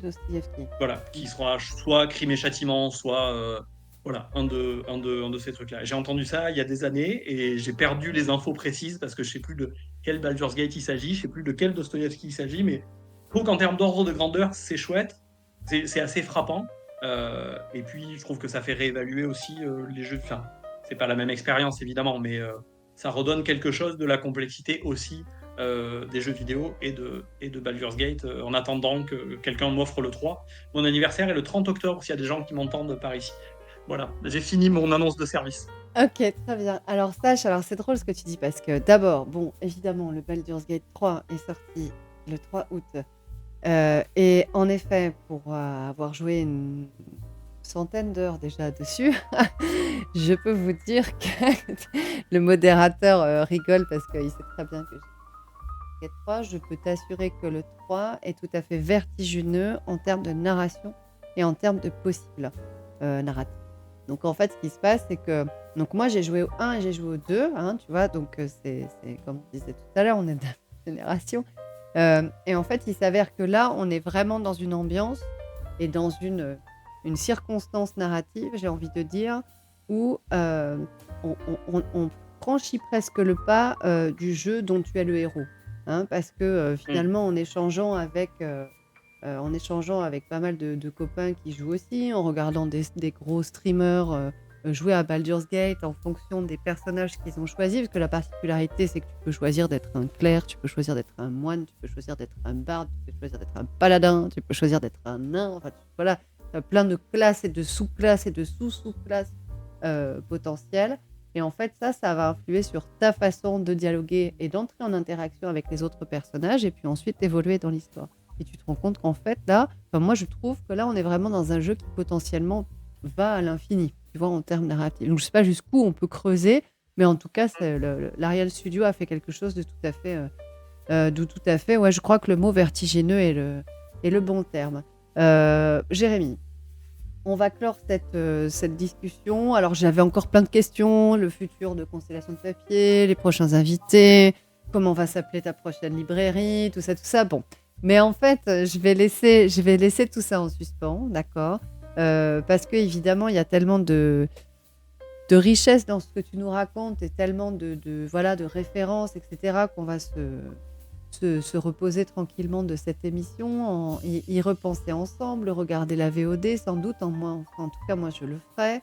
Ce que je te promets en tous les cas, c'est de tweeter notre discussion et surtout l'intégralité des références que tu nous as notées, parce que évidemment j'ai tout consigné, donc ça par contre, on va garder une trace sur le réseau social. Et puis surtout, voilà, ce sera ta constellation à toi, d'accord, qui va nous permettre voilà, de revenir sur tous les titres que tu as évoqués, qui, une fois encore, voilà, m'intéressent tous. Donc là, c'est très problématique. Enfin, financièrement, ça va être très problématique, mais voilà, bref.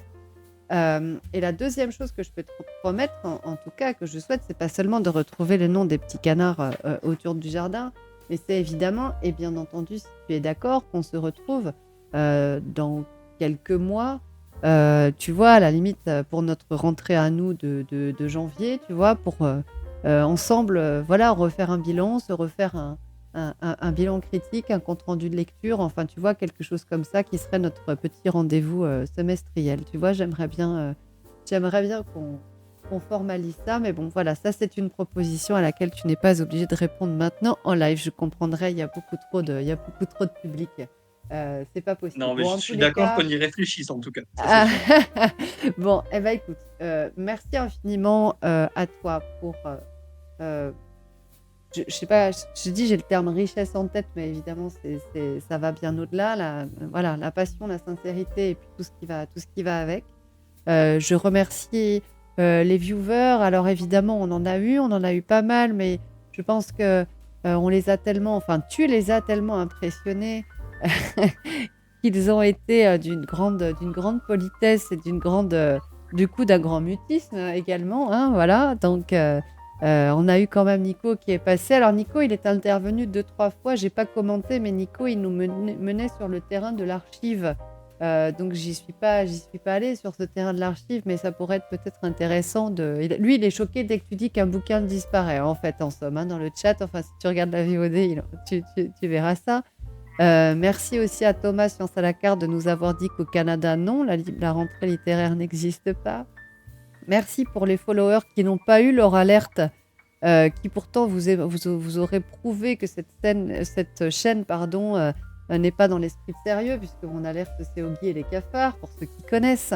Donc je suis fort désolée que ceux qui ont follow ma chaîne n'ont pas entendu ce petit extrait formidable qui fait mon alerte de follow. Merci donc à Dirk, le ou la groupie. Merci à Kiki Paul 47 d'être venu. Merci à Vilain Navet, dont j'aime beaucoup le pseudo. Et puis évidemment, merci à El Mamat d'avoir commenté. Nico, tu dis quoi? J'ai rien relevé sur les archives. Si, je te connais, t'es archiviste, donc t'as forcément relevé sur les archives. Ah oui, Nous avons, non mais c'est pour ça, nous avons les Vilain Navet qui dit la folle journée de Pic et Nick. Nous avons quand même un viewer qui nous a trouvé le titre des petits canards autour du jardin. Tu crois pas que ça peut pas être ça? Bon, bah tu vois, nous aussi on a passé. c'est possible. Ah, c'est possible. possible. Bon, bah merci, C'est merci les Vilain Navet Non, en tout cas on valide. Ouais. de nous avoir guidés sur ce titre. On vérifiera en off, on vérifiera. Mais en tout cas, voilà. Donc, je ne sais pas si vous avez passé une folle journée, mais nous avons passé une folle soirée. Je vous remercie d'avoir été là, tous. Merci encore, Jérémy. On va couper Merci à toi. tranquillement Merci beaucoup de cette invitation. ce stream. Je vous remercie d'avoir été là. Je vous souhaite une très bonne soirée. Je vous embrasse et merci pour tout. Au revoir.